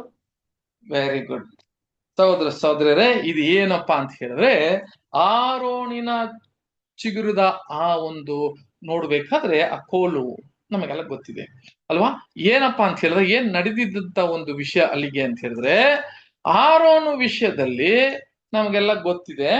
ಆರೋನ್ ವಿಷಯದಲ್ಲಿ ನಡೆದಿದ್ದ ಒಂದು ವಿಷಯ ಏನಪ್ಪಾ ಅಂತ ಕೇಳಿದ್ರೆ, ಅದು ಎಲ್ಲಿ ಬರ್ದಿದೆ ಅಂತ ಕೇಳಿದ್ರೆ ಅರಣ್ಯಕಾಂಡದಲ್ಲಿ 16ನೇ ಅಧ್ಯಾಯ ಮತ್ತೆ 17ನೇ ಅಧ್ಯಾಯದಲ್ಲಿ ಬರ್ದಿರುವ ವಿಷಯಗಳು. ಅದನ್ನ ನೀವು ಆಮೇಲೆ ಕೂಡ ಓದ್ಕೊಂಡ್ಬಿಡ್ರಿ. ಇಲ್ಲಿ ನಡೆದಿರೋ ಘಟನೆ ಏನಂತಪ್ಪ ಅಂತ ಕೇಳಿದ್ರೆ, ಆರೋನ್ ಯಾರು? ಮೋಶೆಗೆ ಏನಾಗ್ಬೇಕು? ಅಣ್ಣ ಬ್ರದರ್ ಅಣ್ಣ ಅಣ್ಣ ಆಗ್ಬೇಕು. ಆಗ್ಬೇಕು, ಅಣ್ಣ ಆಗ್ಬೇಕು. ಇವಾಗ ಮೋಶೆಗೆ ತಂದೆ ದೇವರು ಕರೆಸಿ ಅವ್ರಿಗೆ ಏನ್ ಹೇಳಿದ್ರು, ನೀನು ಹೋಗಿ ಇಸ್ರಾಯೇಲ್ ಜನರ ಹತ್ರ ಮಾತಾಡು ಅಂತ ಹೇಳುವಾಗ ಇವ್ರು ಏನ್ ಹೇಳ್ಬಿಟ್ರು ಅಂತ ಕೇಳಿದ್ರೆ, ನನ್ನ ಮಾತು ಬರಲ್ಲ ಅಂತ ಹೇಳಿ, ನಾನು ಒಂದು ಏನಾಗ್ತೀನಿ ಅಂತ ಕೇಳಿದ್ರೆ, ನನ್ನ ಬಾಯಿ ಯಾವ ತರ ಅಂತ ಕೇಳಿದ್ರೆ ನಾನು ಸರಿಗ್ ಮಾತಾಡಕ್ ಬರಲ್ಲ ಅಂತ ಹೇಳುವಾಗ, ಹೌದಾ ಹಾಗಾದ್ರೆ ನಾನು ಯಾರು ಕಳಿಸ್ತೀನಿ ಜೊತೆಗೆ ಅಂತ ಕೇಳಿದ್ರೆ, ನಿನ್ನ ಅಣ್ಣನ ಆರೋನನ್ನ ಕಳಿಸ್ತೀನಿ ಅಂತ ಹೇಳ್ಬಿಟ್ಟು. ಕೊನೆಗೆ ಏನಾಯ್ತು ಅಂತ ಕೇಳಿದ್ರೆ, ಇವಾಗ ಹೋಗ್ತಾ ಹೋಗ್ತಾ ಅಲ್ಲಿ ದೇವದರ್ಶನ ಗೂಡಾರವನ್ನು ಸ್ಥಾಪನೆ ಮಾಡುವಾಗ ಅಲ್ಲಿಗೆ ಯಾಜಕರಾಗಿ ಬರುವಾಗ ಯಾರನ್ನ ಮಹಾಯಾಜಕನಾಗಿ ಮಾಡ್ಬಿಡ್ತಾರೆ ಅಂತ ಕೇಳಿದ್ರೆ, ಇದು ಆರೋನನ್ನ ಮಹಾಯಾಜಕನಾಗ ಮಾಡಿಬಿಡ್ತಾರೆ. ಇದನ್ನ ಮಾಡಿದ್ಮೇಲೆ ನಡೆದಿರುವ ಘಟನೆ ಏನಾಯ್ತು ಅಂತ ಕೇಳಿದ್ರೆ, ಸ್ವಲ್ಪ ದಿವಸ ಹಂಗೆ ನಡೀತಾ ಇರುವಾಗ ಆರೋನ್ ಏನ್ ಹೇಳ್ತಾನೆ ಅದನ್ನ ಕೇಳ್ಬೇಕು. ಯಾಕಂತ ಕೇಳಿದ್ರೆ, ಯಾವ ಒಂದು ಸ್ಥಾನದಲ್ಲಿ ಆರೋನು ಇರ್ತಾನೆ ಅಂತ ಹೇಳಿದ್ರೆ, ಸೋದರ ಸೋದರರೇ, ಆರೋನ್ ಇರುವ ಸ್ಥಾನ ಅಲ್ಲಿ ತಂದೆಯ ದೇವರು ಮಾತಾಡುವ ಆ ಸ್ಥಾನ. ಅಲ್ಲಿಗೆ ಆರೋನಿಗೆ ಏನಪ್ಪಾ ಅವರು ಮಾತಾಡ್ತಾರೋ ಅದನ್ನ ಬಂದು ಹೊರಗಡೆ ಹೇಳುವ ಒಂದು ಸ್ಥಾನ ಇತ್ತು. ಇವಾಗ ಇಲ್ಲಿರೋರಿಗೆಲ್ಲ ಒಂದು ಡೌಟ್, ಏನಪ್ಪ ಡೌಟ್ ಅಂತ ಕೇಳಿದ್ರೆ, ಮೋಶೆ ತಾನೇ ಬಂದು ಇವ್ರನ್ನ ನೇಮಿಸಿದ್ದು, ಆದ್ರಿಂದ ಏನ್ ಹೇಳ್ತಾರೆ, ನಾವು ಕೂಡ ದೇವದರ್ಶನ ಗುಡಾರದಲ್ಲಿ ಹೋಗಿ ನಾವ್ ಏನ್ ಮಾಡ್ಬೋದು, ನಾವು ಕೂಡ ಮಾಡ್ತೀವಿ, ನಮಗ್ ಕೂಡ ಏನ್ ಮಾಡ್ರಿ ಒಂದು ಅವಕಾಶ ಕೊಡ್ರಿ, ನಾವು ಕೂಡ ಸಭೆಯವರು ಕೂಡ ಎಲ್ಲಾರು ಮಾಡ್ಬೋದು, ಯಾರ್ ಬೇಕಾದ್ರೆ ಯಾಜಕನಾಗಿ ಇರ್ಬೋದಲ್ಲ, ಯಾಕೆ ಅದು ಆರೋನು ಮಾತ್ರ ಇರ್ಬೇಕು ಅಂತ ಒಂದು ಜಗಳ ಶುರುವಾಗ್ತದೆ. ಯಾರು ಮಾಡ್ತಾರೆ ಈ ಜಗಳ? ಯಾರಿಗಾದ್ರೆ ಜ್ಞಾಪಕ ಇದೆಯಾ? ಮೀರಿಯಂ ಇಲ್ಲ. ಯಾಜಕರು ಬೇರೆ ಗೋತ್ರದವರು ಇವರೆಲ್ಲ ಯಾರು? ನಾನು ಕೂಡ ಮಾಡ್ತೀವಿ. ಲೇವಿ ಕುಲದಲ್ಲಿ ಅನೇಕರು ಹೇಳ್ತಾರೆ brother, ನಾವು ಮಾಡ್ತೀವಿ ಅಂತ ಹೇಳ್ಬಿಟ್ಟು. ಒಂದು ಹೆಸರು ಇತ್ತು. ಯಾರವರು? ಒಂದು ಗೋತ್ರ ಮಾತ್ರ ಅವರು ಇದನ್ನ ಏನ್ ಮಾಡಿದ್ರು, ಈ ಒಂದು ಪ್ರಶ್ನೆನ, ಲೇವಿ ಅಲ್ಲ, ಕೋರಾ. ಹೌದು, ಕೋರಾಗ್. ಅವ್ರು ಏನ್ ಮಾಡಿದ್ರು, ಇಲ್ಲಪ್ಪ ಆತರ ಆಗಲ್ಲ ಅಂತ ಹೇಳುವಾಗ, ಅವಾಗ ತಂದೆ ದೇವ್ರು ಏನ್ ಮಾಡಿದ್ರು ಅಂತ ಕೇಳಿದ್ರೆ, ಏನ್ ಘಟನೆ ಇಲ್ಲಿ ನಡೀತು ಅಂತ ಕೇಳಿದ್ರೆ, ಹೌದಾ ಮೋಶೆ ಏನ್ ತಿಳ್ಕೊಂಡ್ರು ಇವ್ರು ಅಂತ ಕೇಳಿದ್ರೆ, ಮೋಶೆನೇ ಇವ್ರನ್ನ ನೇಮಿಸಿ ಎಲ್ಲ ಮೋಶೆನೇ ತಾನೇ ಇವ್ರಿಗೆಲ್ಲ ಹೇಳ್ಕೊಡೋದು, ಅವರೇ ಬಂದು ಏನ್ ಮಾಡ್ತಾರೆ, ಇನ್ನು ಆರೋನೇ ಬಂದು ಹೇಳ್ತಾನೆ ಅಂತ ಹೇಳಿ ಅವ್ರ ಮನಸ್ಸಲ್ಲಿ ಇರುವಾಗ, ಇವಾಗ ಮೋಶೆಗೆ ತಂದೆ ದೇವ್ರು ಹೇಳಿರೋ ವಿಷಯ ಏನ್ ಹೇಳ್ತಾರೆ ಅಂತ ಕೇಳಿದ್ರೆ, ಹಾಗಾದ್ರೆ ಒಂದ್ ಕೆಲ್ಸ ಮಾಡು, ಎಲ್ಲರಿಗೂ ಏನ್ ಮಾಡ್ರಿ, ಈ ಒಂದು ಯಾವ್ದನ್ನ ಕೊಡು ಅಂತ ಹೇಳ್ಬಿಟ್ರು ಕೈಯಲ್ಲಿ, ಆರೋನ್ ಚಿಗುರಿದ ಕೋಲನ್ನ ಕೊಟ್ಬಿಡು. ಇದು ಚಿಗುರು ಆಗಿಲ್ಲ ಇನ್ನ, ಅದು ಚಿಗುರು ಆಗಿಲ್ಲ. ಹೌದು. ಆವಾಗ ಎಲ್ಲರ ಕೈಯಲ್ಲೂ ಕೊಡಿ, ಯಾರ ಕೈಯಲ್ಲಿ ಈ ಚಿಗುರು ಬರ್ತದೋ ಅಲ್ವಾ, ಅವರೇ ತಂದೆ ದೇವರವ್ರನ್ನ ಯಾಜಕನಾಗಿ ನೇಮಿಸಿದ್ರು ಅಂತ ಹೇಳ್ತಾರೆ. ಹಾಗಿರುವಾಗ ಏನ್ ನಡೀತದೆ ಅಂತ ಕೇಳಿದ್ರೆ, ಮಾರನೇ ದಿವಸ ಬರುವಾಗ ಅವಾಗ ಏನ್ ನಡೀತೆ, ಅವನು ಆರೋನು ಬರುವಾಗ ಅವನ ಕೋಲು ಮಾತ್ರ ಏನಾಗಿತ್ತಂತೆ, ಚಿಗುರಿರ್ತದೆ. ಚಿಗುರಿರ್ತದೆ. ಹಾಗಾದ್ರೆ ಏನರ್ಥ? ಅವ್ರು ಮಾತ್ರ ಯಾಜಕ ಇದು ವಹಿಸ್ಕೊಡ್ಬೇಕಾಗಿತ್ತು. ತಂದೆ ದೇವ್ರು, ಅದು ಮೋಶೆ ಅಲ್ಲ, ಆಯ್ಕೆ ಮಾಡಿರೋದು ಮೋಶೆ ಅಲ್ಲ, ಅದು ತಂದೆ ದೇವ್ರು ಅಂತ ಅಲ್ಲಿಗೆ ಏನ್ ಮಾಡಿದ್ರು ಎಲ್ಲಾ ಜನರ ಮುಂದೆ ಅದನ್ನ ತೋರ್ಸ್ಕೊಟ್ಟಿತ್ತು. ನೋಡಿ, ಒಂದೇ ದಿನದಲ್ಲಿ ಅದು ಚಿಗುರು ಬಿಡ್ಬೇಕಾದ್ರೆ ಅದು ತಂದೆ ದೇವ್ರು ನಾನು ಆರೋನನ್ನ ಆಯ್ಕೆ ಮಾಡಿದ್ದೀನಿ ಅಂತ ಅದನ್ನ ಎಲ್ಲರ ಮುಂದೆ ನಿರೂಪಿಸಿದ್ರು. ಅದನ್ನ ಈಗ ಹೇಳ್ತಾರೆ, ಅದು ನೋಡ್ರಿ, ಹಾಗಾದ್ರೆ ಇದು ನಾನು ಹೇಳುವ ಮಾತಲ್ಲ, ನಾನು ಹೇಳುವ ಮಾತಲ್ಲ ಆರೋನಿಗೆ, ಆರೋನ್ ಬಂದು ಹೇಳುವ ಮಾತುಗಳೆಲ್ಲ ನಂದೇ ಅಂತ ಹೇಳಿ ಏನ್ ಹೇಳ್ತಾರೆ ಅಂತ ಕೇಳಿದ್ರೆ, ತಂದೆಯ ದೇವ್ರ ಅಲ್ಲಿಗೆ ಅದರ ಮುಖಾಂತರ ಹೇಳ್ತಾರೆ. ಹಾಗಾದ್ರೆ ಈ ಚಿಗುರು ಬಿಡುವ ಈ ಒಂದು ಪುಷ್ಪ ಅಂತ ಹೇಳುವಾಗ, ಈ ಆಲ್ಮೋಂಡ್ ಅಂತ ಹೇಳಿದ್ರೆ ಈ ಬಾದಾಮಿ ಆ ಒಂದು ಮೊಗ್ಗು ಎಲ್ಲಿ ಇಟ್ರು ಕೊನೆಗೆ ಲಾಸ್ಟ್ ತಗೊಂಡೋಗಿ ಇದನ್ನ ದೇವದರ್ಶನ ಗುಡಾರದ ಒಳಗಡೆ ದೇವದರ್ಶನ ಗೂಡಾರದೊಳಗೆ ಏನ್ ಮಾಡಿದ್ರು ಅಂತ ಕೇಳಿದ್ರೆ, ಮಂಜಸ ಪೆಟ್ಟಿಯಲ್ಲಿ ಏನ್ ಮಾಡಿದ್ರು ಅಂತ ಕೇಳಿದ್ರೆ, ನಮಗೆಲ್ಲ ಗೊತ್ತಿದೆ ಅಲ್ವಾ ಸಹೋದರ ಸಹೋದರರೇ. ಇವಾಗ ಏನ್ ಹೇಳಿದ್ರು ನೋಡ್ರಿ, ಒಬ್ಬನ ಯಾಜಕನಾಗಿ ಒಬ್ಬನ ಹಾರಿಸ್ಕೊಳ್ಬೇಕಾದ್ರೆ, ಆತನನ್ನ ಕರಿಬೇಕಾದ್ರೆ ತಾನೇ ಅದನ್ನ ಯಾರು ಬೇರೆಯವರು ಅವನ್ನ ನೇಮಿಸೋರು ಅಲ್ಲ, ಬೇರೆಯವರು ಅವ್ರನ್ನ ಆಯ್ಕೆ ಮಾಡೋರಲ್ಲ, ಅದು ತಂದೆಯಾದ ದೇವ್ರೇ ಆ ಯಾಜಕನನ್ನ ಆಯ್ಕೆ ಮಾಡ್ತಾರೆ ಅಂತ ಹೇಳಿ ಎಲ್ಲಿಗೆ ತರ್ತಾರೆ ನೋಡಿದ್ರೆ, ಪೌಲ್ ಅಪೊಸ್ತಲರು ನಮಗೆ ಏನ್ ಹೇಳ್ತಾರೆ ಅಂತ ಕೇಳಿದ್ರೆ, ಹೆಬ್ರಿಯದಲ್ಲಿ 5ನೇ ಅಧ್ಯಾಯ 4ನೇ ವಾಕ್ಯ ಓದೋಣ. ಯಾವನು ತನ್ನಷ್ಟಕ್ಕೆ ತಾನೇ ಈ ಗೌರವವನ್ನು ವಹಿಸಿಕೊಳ್ಳದೆ ದೇವರಿಂದ ನೇಮಿಸಲ್ಪಟ್ಟು ವಹಿಸಿಕೊಳ್ಳುತ್ತಾನೆ. ಆರೋನನು ಸಹ ದೇವರಿಂದಲೇ ನೇಮಿಸಲ್ಪಟ್ಟು ಆ ಗೌರವವನ್ನು ವಹಿಸಿಕೊಂಡನಲ್ಲ. ನೋಡ್ತಾರ? ಹಂಗಾದ್ರೆ ಯಾವ ತರ ಗೌರವವನ್ನು ವಹಿಸ್ಕೊಂಡಿದ್ರು ಅಂತ ಕೇಳಿದ್ರೆ ಅದು ತಾನಾಗಿ ತಾನೇ ಅಲ್ಲ, ಅದು ತಂದೆ ಯೆಹೋವ ದೇವರನ್ನು ನೇಮಿಸಿದ್ರು ಅಂತ ನೋಡ್ತೀವಿ. ಹೀಗಿರುವಾಗ ಯಾಜಕನಾಗಿ ನಮ್ಮನ್ನ ಏನ್ ಮಾಡಿದ್ದಾರೆ? ತಂದೆ ದೇವರು ಆಯ್ಕೆ ಮಾಡಿದ್ದಾರೆ. ಏನಂತ ಕೇಳಿದ್ರೆ ನಮಗೆ ಒಂದು ಅವಕಾಶವನ್ನು ಕೊಟ್ಟಿದ್ದಾರೆ, ನಮ್ಮನ್ನ ಒಂದು ದೊಡ್ಡ ಕರೆ ನಮ್ಗೆ ಕೊಟ್ಟಿದ್ದಾರೆ. ಆ ದೊಡ್ಡ ಯೋಜನೆಯನ್ನ ತೋರಿಸಿ ನಮ್ಮನ್ನ ಆ ರಾಜ್ಯದಲ್ಲಿ ಯಾಜಕರಾಗಿ ಅರಸರಾಗಿ ನಮ್ಮನ್ನ ನೇಮಿಸಿಕೊಳ್ಳುವಾಗ ಅದು ಯಾರಪ್ಪ ಆಯ್ಕೆ ಮಾಡಿದ್ದು ಅಂತ ಹೇಳಿದ್ರೆ ಅದು ತಂದೆಯಾದ ದೇವರು ಅದನ್ನ ಆಯ್ಕೆ ಮಾಡಿರೋದು ಅಂತ ಹೇಳ್ತಾರೆ. ಹಾಗಾದ್ರೆ ಯಾರಪ್ಪ ಈ ಯಾಜಕರು?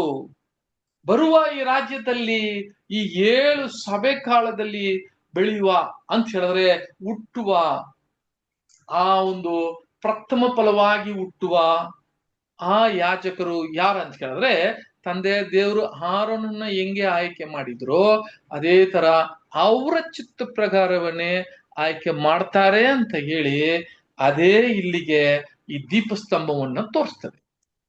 ಈ ದೀಪಸ್ತಂಭ ಏನಪ್ಪಾ ಅಂತ ಹೇಳಿದ್ರೆ ಈ 7 ಕೊಂಬುಗಳು ಇರುವ ವಿಷಯಗಳು ಅಂತ ನೋಡುವಾಗ ನಾವು ಎಲ್ಲಿ ನೋಡ್ತೀವಿ ಅಂತ ಕೇಳಿದ್ರೆ ಪ್ರಕಟಣೆಯಲ್ಲಿ ನೋಡುವಾಗ ನಮಗೆ ಕ್ಲಿಯರ್ ಆಗಿ ಏನ್ ವಿಷಯ ಹೇಳುತ್ತೆ ಅಂತ ಕೇಳಿದ್ರೆ ಈ ಪ್ರಕಟಣೆ ವಿಷಯಗಳಲ್ಲಿ ಆ 7 ಕೊಂಬೆ ಬೇರೆ ಯಾರಿಲ್ಲ, ಅದು ಸಭೆ ಅಂತ ಹೇಳ್ತಾರೆ ಅಲ್ವಾ. ಅದು ಸೆಂಟ್ರಲ್ಲಿ ನಡುವಲ್ಲಿ ಇರೋದು ಅದು ಯಾರು ಅಂತ ಹೇಳಿದ್ರೆ ನೋಡ್ರಿ ನಾವಲ್ಲ. ಏನಕ್ಕೆ ಈ ಕೊಂಬೆ ಅಂತ ಹೇಳಿದ್ರೆ ಈ 6 ಕೊಂಬೆ ಏನಾಗಿದೆ ಅಂತ ಕೇಳಿದ್ರೆ ಅದರಲ್ಲಿ ಅದು ಅಂಟಿಸ್ಕೊಂಡಿದೆ ಅಂತ ಹೇಳ್ತಾರೆ. ಹಂಗಾದ್ರೆ ಏನಂತ ಇವ್ರಿಗೆ ಸತ್ವವಾಗಿ ಇವ್ರಿಗೆ ಸುಯವಾಗಿ ಏನಾಗ್ಲಿಲ್ಲ ಅಂತ ಕೇಳಿದ್ರೆ ಇವ್ರಿಗೆ ಜೀವ ಇಲ್ಲ, ರಕ್ಷಣೆ ಇಲ್ಲ, ಇವ್ರಾಗಿ ಇವರು ರಕ್ಷಣೆ ಮಾಡ್ಕೊಳ್ಳೋದಕ್ಕೆ ಸಾಧ್ಯವಿಲ್ಲ. ಆದ್ರೆ ಯಾರಿಂದ ಈ ಯಾಜಕರು ಏನಾಗ್ತಾರೆ ಅಂತ ಕೇಳಿದ್ರೆ ರಕ್ಷಣೆ ಹೊಂತಾರೆ, ಈ ಒಂದು ಕರೆಯನ್ನು ಹೊಂತಾರೆ, ಈ ಒಂದು ಅಮೃತವನ್ನು ಇವ್ರು ಹೊಂದ್ಕೊಂತಾರೆ ಅಂತ ಕೇಳಿದ್ರೆ ಕ್ರಿಸ್ತನು ಆ ಸ್ತಂಭವಾಗಿದ್ದಾನೆ ಅಂತ ಹೇಳ್ತಾರೆ. ನೋಡ್ರಿ, ಈ ಕ್ರಿಸ್ತನು ಆ ಸ್ತಂಭವಾಗಿದ್ದು 6 ಕೊಂಬೆಗಳು ಏನಪ್ಪಾ ಅಂತ ಕೇಳಿದ್ರೆ ಒಟ್ಟಿಗೆ 7 ಕೊಂಬೆಗಳು ಯಾರಂತ ಹೇಳಿದ್ರೆ ಇದು ಸಹೋದರರೇ ಸಭೆ ಅಂತ ನಮಗೆಲ್ಲ ಗೊತ್ತು. ಬಟ್ ವಿಷಯ ಏನಂತ ಹೇಳಿದ್ರೆ ಇವು ಯಾಕಪ್ಪ ಈ ಬಾದಾಮಿ ಹೂವಲ್ಲಿ ಮಾಡಿದ್ರು ಅಂತ ಒಂದು ಪ್ರಶ್ನೆ. ಯಾಕೆ ಈ ಬಾದಾಮಿಯಲ್ಲಿ ಹೂವಲ್ಲಿ ಮಾಡಿದ್ದ ಅಂತ ಹೇಳಿದ್ರೆ ಆ ಬಾದಾಮಿ ಇರುವ ಆ ಬಾದಾಮಿ ಹೂ ಅದರಲ್ಲಿ ಇದ್ದಿದ್ದಂತ ಬಟ್ಲು ಮಾಡ್ತಿದ್ದ ಅದೇ ಒಂದು ಡಿಸೈನ್ ಅಲ್ಲಿ ಮಾಡಿದಂತ ಪಾತ್ರೆ, ಆ ಮೊಗ್ಗು, ಆ ಚಿಗುರು ಬಿಡುವ ಮೊಗ್ಗು, ಇವೆಲ್ಲ ಯಾರನ್ನ ಸೂಚಿಸ್ತದೆ ಅಂತ ಕೇಳಿದ್ರೆ ಆರೋನನ ಆ ಕೋಲು, ಆ ಚಿಗುರು ಬಿಡುವ ಕೋಲನ್ನು ಸೂಚಿಸ್ತದೆ.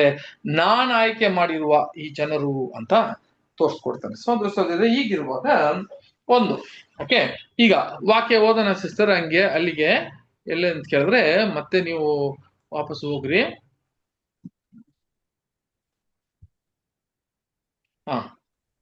36ನೇ ವಾಕ್ಯ 25ನೇ ಅಧ್ಯಾಯ ವಿಮೋಚನೆ ಕಾಂಡ 25ನೇ ಅಧ್ಯಾಯ 36ನೇ ವಾಕ್ಯ.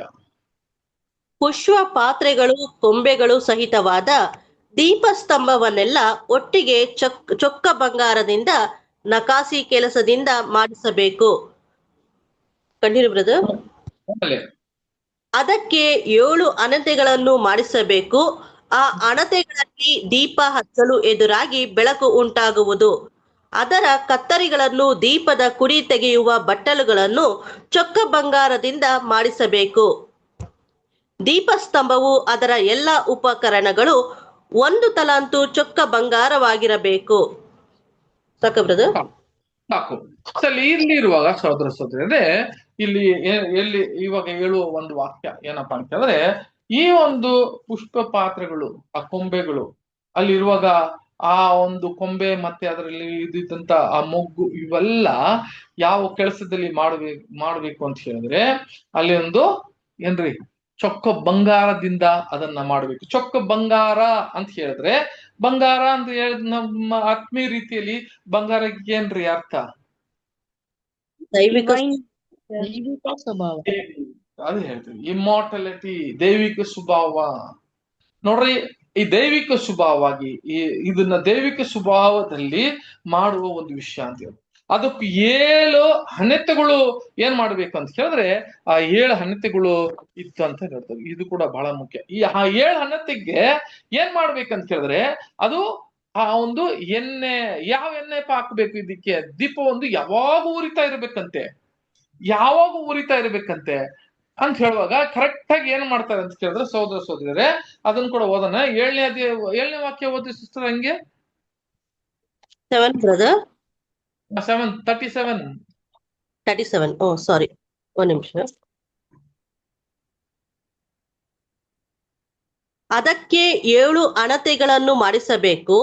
ಆ ಅಣತೆಗಳಲ್ಲಿ ದೀಪ ಹಚ್ಚಲು ಎದುರಾಗಿ ಬೆಳಕು ಉಂಟಾಗುವುದು.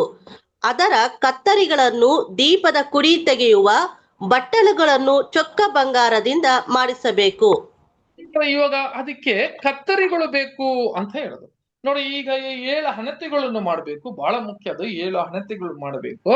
ಈ 7 ಹಣತೆಗಳನ್ನು ನೋಡುವಾಗ ಸಹೋದರ ಸಹೋದರರೇ, ಇಲ್ಲಿ ನೋಡ್ರಿ, ಇಲ್ಲಿ ಈ ಹಣತೆಯಲ್ಲಿ ನೀವು ನೋಡ್ಬೇಕಾದ್ರೆ ಅದರ ಕತ್ತರಿಗಳನ್ನು ಬೇಕಂತೆ. ಕತ್ತರಿಗಳನ್ನು ಮಾಡ್ಬೇಕಾದ ವಸ್ತುಗಳು, ಒಂದು ತಟ್ಟೆ ಇರಬೇಕು, ಒಂದು ಕತ್ತರಿಗಳು ಇರಬೇಕು, ಕೈಯಲ್ಲಿ ಒಂದು ಏನ್ ಮಾಡ್ಬೇಕಂತ ಹೇಳಿದ್ರೆ ಒಂದು ಕಟ್ಟಿಂಗ್ ಪ್ಲೇಯರ್, ಅದರಲ್ಲೂ ಟೂಲ್ಸ್ ಗಳು ಇದೆ. ಇದಕ್ಕೆ ಟ್ಯಾಬರ್ನಾಕಲ್ ಲ್ಯಾಂಪ್ ಸ್ಟೋನ್ ಟೂಲ್ಸ್ ಅಂತ ಹೇಳ್ತಾರೆ.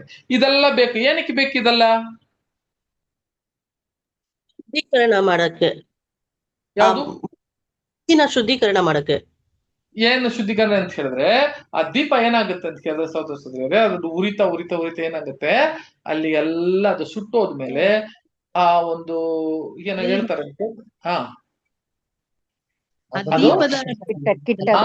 ದೀಪನ ಅದನ್ನ ಏನ್ ಮಾಡ್ಬೇಕಂತ ಕೇಳಿದ್ರೆ ಅದನ್ನ ಕಟ್ ಮಾಡುವಾಗ ಅದರಿಂದ ಒಂದು ಪೀಸ್ ಕೂಡ ಕೆಳಗೆ ಬೀಳ್ಬಾರ್ದಂತೆ. ಒಂದು ಚಿಕ್ಕ ಪೀಸ್ ಕೂಡ ಏನಾಗ್ಬಾರ್ದು ಅಂತ ಕೇಳಿದ್ರೆ ಅದು ಆ ನೆಲದ ಮೇಲೆ ಬೀಳಬಾರ್ದು ಸಹೋದರ ಸಹೋದರಿಯರೇ. ಹಾಗಿರುವಾಗ ಅದಕ್ಕೆ ಏನ್ ಮಾಡೋದು ಅಂತ ಕೇಳಿದ್ರೆ ಒಂದು ತಟ್ಟೆ, ಅದು ಏನ್ ತಟ್ಟೆ ಇರಬೇಕು, ಅದು ಕೂಡ ಬಂಗಾರದಿಂದ ಮಾಡಿದಂತ ತಟ್ಟೆ. ಅದರ ಕತ್ರಿಗಳು ಕೂಡ ಹೆಂಗಿರ್ಬೇಕಂತ ಕೇಳಿದ್ರೆ ನೋಡ್ರಿ, ಇದೆಲ್ಲ ಆತ್ಮೀಯ ರೀತಿಯಲ್ಲಿ ಏನೋ ಒಂದು ಏನಿದೆ ನಮಗೆ ಪಾಠ ಉಂಟಿದ್ರಲ್ಲಿ. ಹಾಗಿರುವಾಗ ಅದು ಇರಬೇಕು ಅಂತ ಹೇಳಿದ್ರು, ಕತ್ರಿ ಕೂಡ ಇರಬೇಕು ಅಂತ ಹೇಳಿದ್ರು. ಆಮೇಲೆ 38ನೇ ವಾಕ್ಯ ಓದೋಣ ಸಿಸ್ಟರ್. 38. ಅದರ ಕತ್ತರಿಗಳನ್ನು ದೀಪದ ಕುಡಿ ತೆಗೆಯುವ ಬಟ್ಟಲುಗಳನ್ನು ಚೊಕ್ಕ ಬಂಗಾರದಿಂದ ಮಾಡಿಸಬೇಕು. ಆಮೇಲೆ ದೀಪಸ್ತಂಭವು ಅದರ ಎಲ್ಲಾ ಉಪಕರಣಗಳು 1 ತಲಾಂತು ಚೊಕ್ಕ ಬಂಗಾರವಾಗಿರಬೇಕು. ಸರಿ, ಈ ದೀಪಸ್ತಂಭವನ್ನು ಮಾಡ್ಬೇಕಾದ್ರೆ ಇವಾಗ ಇವೆಲ್ಲ ನೋಡಿದೀವಲ್ಲ, ಇವೆಲ್ಲ ನೋಡ್ಬೇಕಾದ್ರೆ ಸಹೋದರ ಸಹೋದರಿಯರೇ ಒಂದೇ ಚೊಕ್ಕ ಬಂಗಾರದಿಂದ ಮಾಡ್ಬೇಕು ಅಂತ ಹೇಳ್ತಾರೆ. 1 ತಲಾಂತು ಅಂತ ಹೇಳ್ತಾರೆ. ಇದು ಏನ್ ಮಾಡ್ಬಾರ್ದು ಅಂತ ಕೇಳಿದ್ರೆ ಅನೇಕ ಏನೇ ಇದ್ರೆ ಕೂಡ ನೋಡ್ರಿ, ಇಲಾಖೆದ ತಗಡು ಕೆಲಸಗಳು ಮಾಡ್ತಾರಲ್ಲ, ಒಡ್ದು ಏನ್ ಮಾಡ್ತಾನೆ ಕೇಳಿದ್ರೆ ಸುತ್ತಿಯಲ್ಲಿ ಒಡ್ದು ಏನ್ ಮಾಡ್ತಾನೆ ಕೇಳಿದ್ರೆ ಇದನ್ನ ಡಿಸೈನ್ ತರ್ತಾರೆ. ಮುಂಚೆ ಎಲ್ಲ ಏನಿರ್ಲಿಲ್ಲ, ಅದಕ್ಕೆ ಬಂದು ಒಂದು ಅಚ್ಚುಗಳು ಇರ್ಲಿಲ್ಲ. ಮುಂಚೆ ಹಂಗೆ ಉಯ್ಯೋರು, ಅದನ್ನ ಹಂಗೆ ಮೋಲ್ಡಿಂಗ್ ತಗೊಳ್ಳೋರು. ಈಗ ಆ ತರ ಮಾಡ್ಬಾರ್ದು.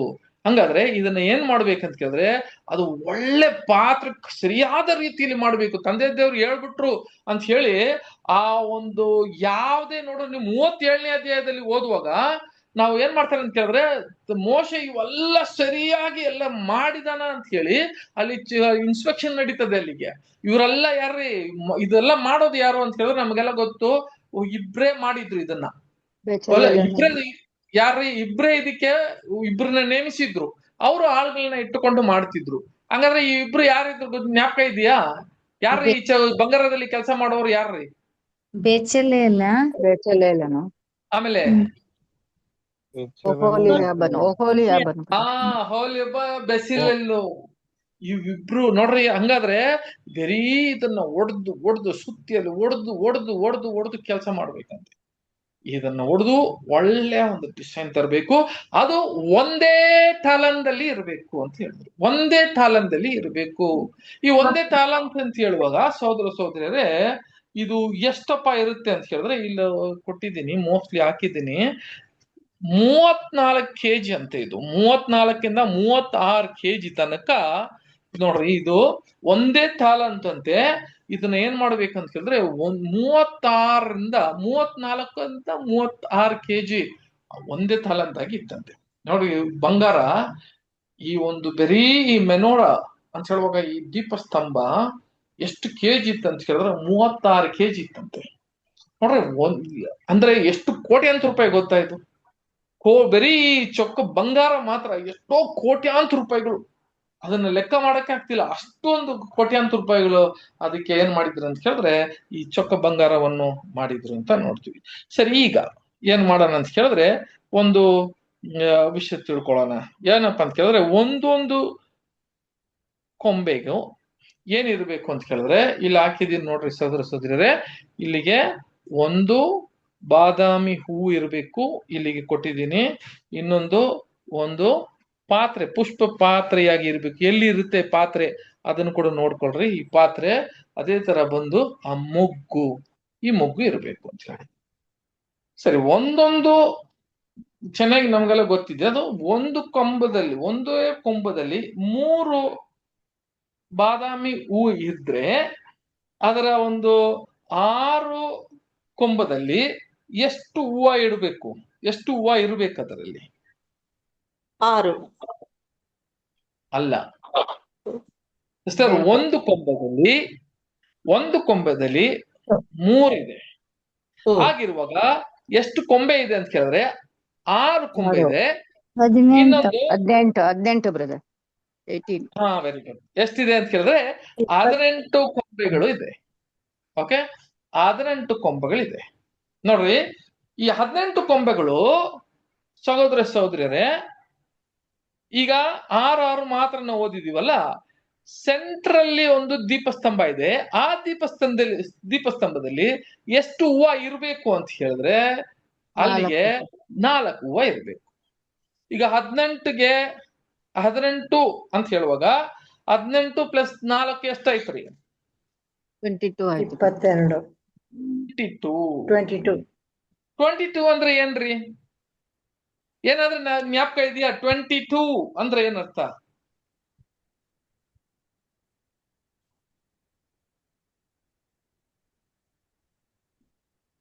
ಸರಿ, ಯಾಕೆಂತ ಹೇಳಿದ್ರೆ ನಮಗೆ ಅದ್ರ ಬಗ್ಗೆ ಸ್ವಲ್ಪ ಮಾಹಿತಿ ಸಿಕ್ಕಿರಲ್ಲ ಅಂತ ಕಾಣುತ್ತೆ ನಮಗೆ.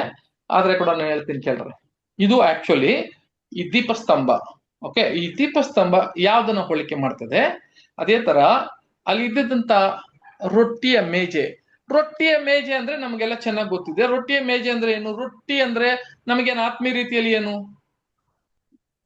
ಆತನ ವಾಕ್ಯಗಳು, ದೇವರ ವಾಕ್ಯಗಳು ಅಲ್ವಾ? ರೊಟ್ಟಿ ಅನ್ನುವಾಗ ದೇವರ ವಾಕ್ಯ ಅಂತ ಹೇಳ್ಬೋದು, ಅಥವಾ ಒಂದು ಜೀವ ಕೊಡುವ ರೊಟ್ಟಿ, ಅದು ಕ್ರಿಸ್ತನು ಅಂತ ನಮ್ಗೆ ಚೆನ್ನಾಗಿ ಗೊತ್ತು. ಅದ ಆಮೇಲೆ ಮೇಜೆ ಓದುವಾಗ ಓದೋಣ. ಅದ್ರ ಎದುರುಗಡೆ ಇರುವ ಬೆಳಕು ಕೊಡುವ, ಎಲ್ಲರಿಗೂ ಬೆಳಕು ಕೊಡುವ ಈ ದೀಪಸ್ತಂಭ. ಈ ದೀಪಸ್ತಂಭವನ್ನು ಯಾವ್ದಕ್ಕೆ ಹೋಲಿಕೆ ಮಾಡ್ತೀರಿ? ಕ್ರಿಸ್ತರಿಗೆ, ಹೋಲಿಕೆ ಮಾಡ ಯೇಸು ಕ್ರಿಸ್ತರಿಗೆ ಅಲ್ಲ, ದೀಪಸ್ತಂಭ ಯಾವ್ದಕ್ಕೆ ಹೋಲಿಕೆ ಮಾಡ್ತೀರಿ?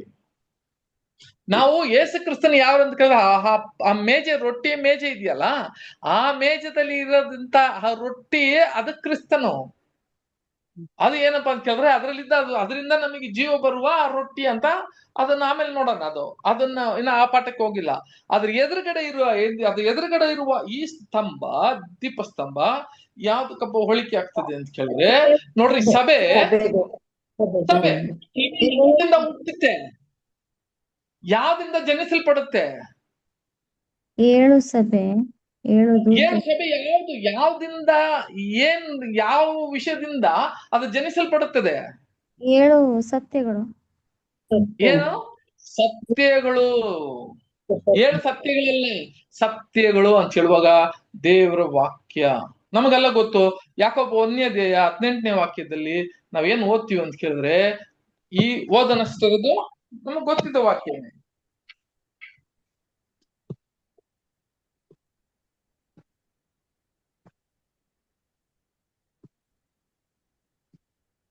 ಭಕ್ತಿಗೆ ವಿರುದ್ಧವಾದ ಬ್ರದರ್, ಸಾರಿ, ಎಷ್ಟಂದ್ರೆ ಯಾಕೋಬ 1:18 ವಾಕ್ಯ. ಆತನು ತನ್ನ ಸುಚಿತ್ತ ಪ್ರಕಾರ ಸತ್ಯ ಬೋಧನೆಯ ವಾಕ್ಯದಿಂದ ನಮ್ಮನ್ನು ಹುಟ್ಟಿಸಲಾಗಿ ನಾವು ಸತ್ಯ ಬೋಧನೆಯಿಂದ ನಮ್ಮನ್ನ ಹುಟ್ಟಿಸಲಾಗ್ಪಟ್ಟಿದೀವಿ ಅಂತ ಹೇಳ್ತಾರೆ. ಹಾಗಾದ್ರೆ ಈ ಒಂದು ಈ ದೇವ ದರ್ಶನ ಗುಡಾರದಲ್ಲಿ ಒಳಗೆ ಇರುವ ಈ 7 ಸ್ತಂಭ ಬೆಳಕು ಕೊಡುವ ಸ್ತಂಭ. ಅಲ್ವಾ? ಒಂದು ವಾಕ್ಯ ಕೂಡ ಹೇಳ್ತಾರೆ, ಕೆಲವು ನಿನ್ನ ಏನ್ ಮಾಡ್ಬೇಡ್ರಿ, ನಿಮ್ಮ ಬೆಳಕನ್ನ ಎಲ್ಲಿ ಇಡ್ಬೇಡ್ರಿ, ಮೇಜೆ ಮೇಲೆ ಇಡ್ರಿ ಅಂತ ಹೇಳ್ತಾರ. ಒಳಗದೊಳಗೆ ಇರ್ಬೇಕು. ಎಲ್ಲಿ ಇಡ್ಬೇಕು ಅಂತ ಹೇಳ್ತಾರೆ ನಮಗ್ ಗೊತ್ತಿದ್ದಿಲ್ಲ. ಮಾತೆಯದಲ್ಲಿ ಮಾತಾಡುವಾಗ ಹೇಳ್ತಾರೆ, ನಿನ್ನ ದೀಪಸ್ತಂಭದ ಮೇಲೆ ಇಡ್ಬೇಕು. ಅವನು ಮೇಲೆ. ಕೆಳಗಡೆ ಅಲ್ವಾ? ಇಡ್ಬಿಡ್ಬೇಕು, ಅವಾಗ ಗೋಡೆ ಮೇಲೆ ಎಲ್ಲಾರ್ಗು ಏನ್ ಸಿಗುತ್ತೆ? ಆ ಇಡ್ಬೇಕು. ದೀಪವನ್ನು ಸಿಗುತ್ತೆ. ಬೆಳಕು ಎಲ್ಲಾರ್ಗು ಬೆಳಕು ಸಿಗುತ್ತೆ. ಮನೆಗೆ ಬೆಳಕು ಕೊಡ್ತದೆ. ಸರಿ, ಈಗಾದ್ರೆ ಇವಾಗ ಇನ್ನೊಂದು ವಿಷಯ ಹೇಳ್ತೀನಿ ಕೇಳ್ರಿ. ಈ ಮೊದಲನೇದು ಈ ದೀಪಸ್ತಂಭ ಏನಪ್ಪಾ ಅಂತ ಕೇಳಿದ್ರೆ, ಇದು ದೇವರ ವಾಕ್ಯ. ಯಾಕೆ ದೇವರ ವಾಕ್ಯ ಅಂತ ಹೇಳುವಾಗ ನೋಡ್ರಿ, ಇದರಲ್ಲಿ ಇದ್ದಿದ್ದಂತ 22 ಆ ಪುಷ್ಪ ಅಂತ ಕೇಳಿದ್ರೆ, ಆ ಒಂದು ಬಾದಾಮಿ ಹೂವು ಅಂತ ಹೇಳ್ತಾರಲ್ಲ, ಇದೇನಪ್ಪ ಇದು ಬಾದಾಮಿ ಹೂವು 22 ಅಂತ ಹೇಳುವಾಗ, ಹಳೆ ಒಡಂಬಡಿಕೆ ಹೊಸ ಒಡಂಬಡಿಕೆ ಅಂತ ಇದೆ. ಹಳೆ ಒಡಂಬಡಿಕೆ ಎಷ್ಟು ಪುಸ್ತಕ, ಹೊಸ ಒಡಂಬಡಿಕೆ ಎಷ್ಟು ಪುಸ್ತಕ ಇದೆ? 27. 29 ಹೊಸ ಒಡಂಬಡಿಕೆ. ಒಡಂಬಡಿಕೆ 27. 9. ಹಳೆ ಒಡಂಬಡಿಕೆ 39 ಬ್ರದರ್. 39, ಹಳೆ ಒಡಂಬಡಿಕೆ 39, ಹೊಸ ಒಡಂಬಡಿಕೆ 27. 27 ಇದೆ. ಕರೆಕ್ಟಾ? 27 ಇದೆ ಅಲ್ವಾ ಸಹೋದರ ಸಹೋದರಿಯರೇ? ಇಲ್ಲಿಗೆ ನೀವು ಒಂದು ವಿಷಯ ನೋಡ್ಬೇಕಾದ್ರೆ, ಹಳೆ ಒಡಂಬಡಿಕೆಯಲ್ಲಿ 39 ಅದ್ರ ಆಮೇಲೆ ಬಂದಿದ್ದು. ಅದಕ್ಕಿಂತ 5 ಧರ್ಮಶಾಸ್ತ್ರ ಮೋಶೆ ಸೊ ಗೊತ್ತಿದ್ಯಾ? 5 ಧರ್ಮಶಾಸ್ತ್ರ ನೋಡ್ಬೇಕಾದ್ರೆ ಬರೀ ಸಹೋದರ ಸಹೋದರಿಯರೇ, ಹಳೆ ಒಡಂಬಡಿಕೆ 22 ಪುಸ್ತಕ ಮಾತ್ರವೇ ಇದ್ದಿದ್ದು. ನೋಡಿ, 5 ಪುಸ್ತಕಕ್ಕೆ ಥೋರಾ ಅಂತ ಹೇಳ್ತಾರೆ. ಥೋರಾ ಅಂತ ಹೇಳ್ತಾರೆ ಈ 5 ಪುಸ್ತಕ. ಅದೇ ತರ ನೀವು ನೋಡ್ಬೇಕಾದ್ರೆ 1ನೇ ಅರಸು 2ನೇ ಅರಸೆಲ್ಲ ಒಂದೇ ಪುಸ್ತಕ, 1 ಸ್ಯಾಮುಯೇಲ್ 2 ಸ್ಯಾಮುಯೇಲ್ ಒಂದೇ ಪುಸ್ತಕ, ಒಂದು ಪೂರ್ವ ಕಾಲ ವೃತ್ತಾಂತ 2 ಪೂರ್ವ ಕಾಲ ವೃತ್ತಾಂತ ಒಂದೇ ಪುಸ್ತಕ.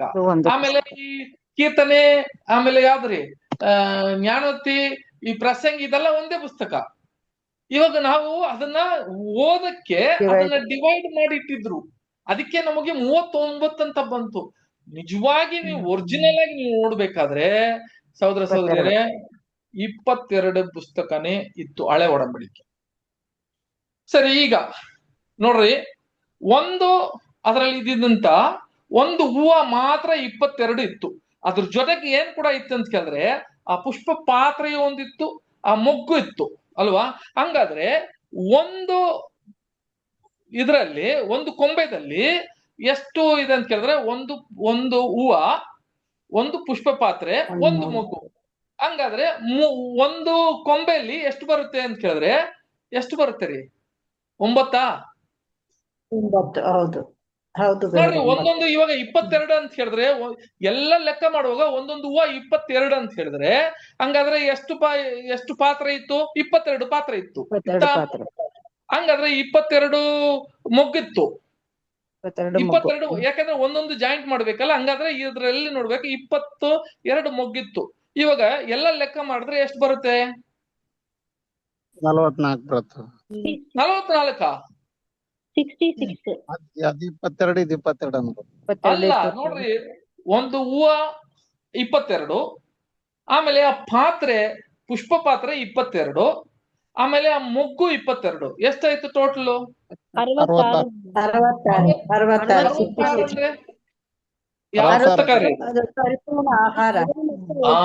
ಇದೇ ನಮ್ಮ ಆಹಾರ. ನೋಡ್ರಿ, ಬೈಬಲ್ಗೆ 66 ರೊಟ್ಟಿಗಳು. 66 ರೊಟ್ಟಿಗಳು. ನೋಡ್ಬೇಕಾದ್ರೆ ಈ 66 ಇವ ನೋಡ್ರಿ, ಅದಕ್ಕೆ ಹೇಳೋದು ಸಭೆ ಯಾವ್ದಿಂದ ಆಗುತ್ತೆ? ಆ ಚಿಗುರು, ಆರೋನಿನ ಕೋಲು ಚಿಗುರು. ದೇವರ ಆಯ್ಕೆ ಮಾಡೋದು ಇವ್ರನ್ನ ಹೆಂಗೆ ಅಂತ ಕೇಳಿದ್ರೆ, ದೇವರ ವಾಕ್ಯದಿಂದ ಹುಟ್ಟಾಕ್ತಾರೆ. ಆ ದೇವರ ವಾಕ್ಯ ಏನಪ್ಪಾ ಅಂತ ಕೇಳಿದ್ರೆ, ಇಲ್ಲಿ ಬರ್ದಿರುವ 66 ಪುಸ್ತಕದಿಂದ ಏನಾಗ್ತಾರೆ ಅಂತ ಕೇಳಿದ್ರೆ ಇವ್ರು ಹುಟ್ಟುತ್ತಾರೆ ಅಂತೆ. ಸಹೋದರ ಸಹೋದರಿಯರೇ, ಇದು ಅರ್ಧ ನೀನು ಓದಿದ್ರೆ, ಇದ್ರಲ್ಲಿ ಅರ್ಧ ಮಾಡಿದ್ರೆ ಎಷ್ಟೆಷ್ಟು ಬರುತ್ತೀ ನೋಡ್ರಿ. ಈಗ ಸಹೋದರ ಸಹೋದರಿಯರೇ, ಇಲ್ಲಿ ನೋಡ್ರಿ, ಇಲ್ಲಿ ಇದ್ದಿದ್ದಂತ 3, ಅದನ್ನ ಬೇರೆ ಟೈಮ್ ಹೇಳ್ತೀನಿ. ಇದನ್ನ ಅರ್ಧ ಮಾಡಿದ್ರೆ ಕರೆಕ್ಟ್ ಆಗಿ ಇಲ್ಲಿಗೆ ನಮಗೆ 39, 27 ಬಂದ್ಬಿಡ್ತದ್ರಿ. ಇದನ್ನು ಕೂಡ ಇದು ನೋಡಿ, ಹಳೆ ಒಡಂಬಡಿಕೆ ಹೊಸ ಒಡಂಬಡಿಕೆ ಇದರಲ್ಲಿ ತೋರಿಸ್ಬೋದು.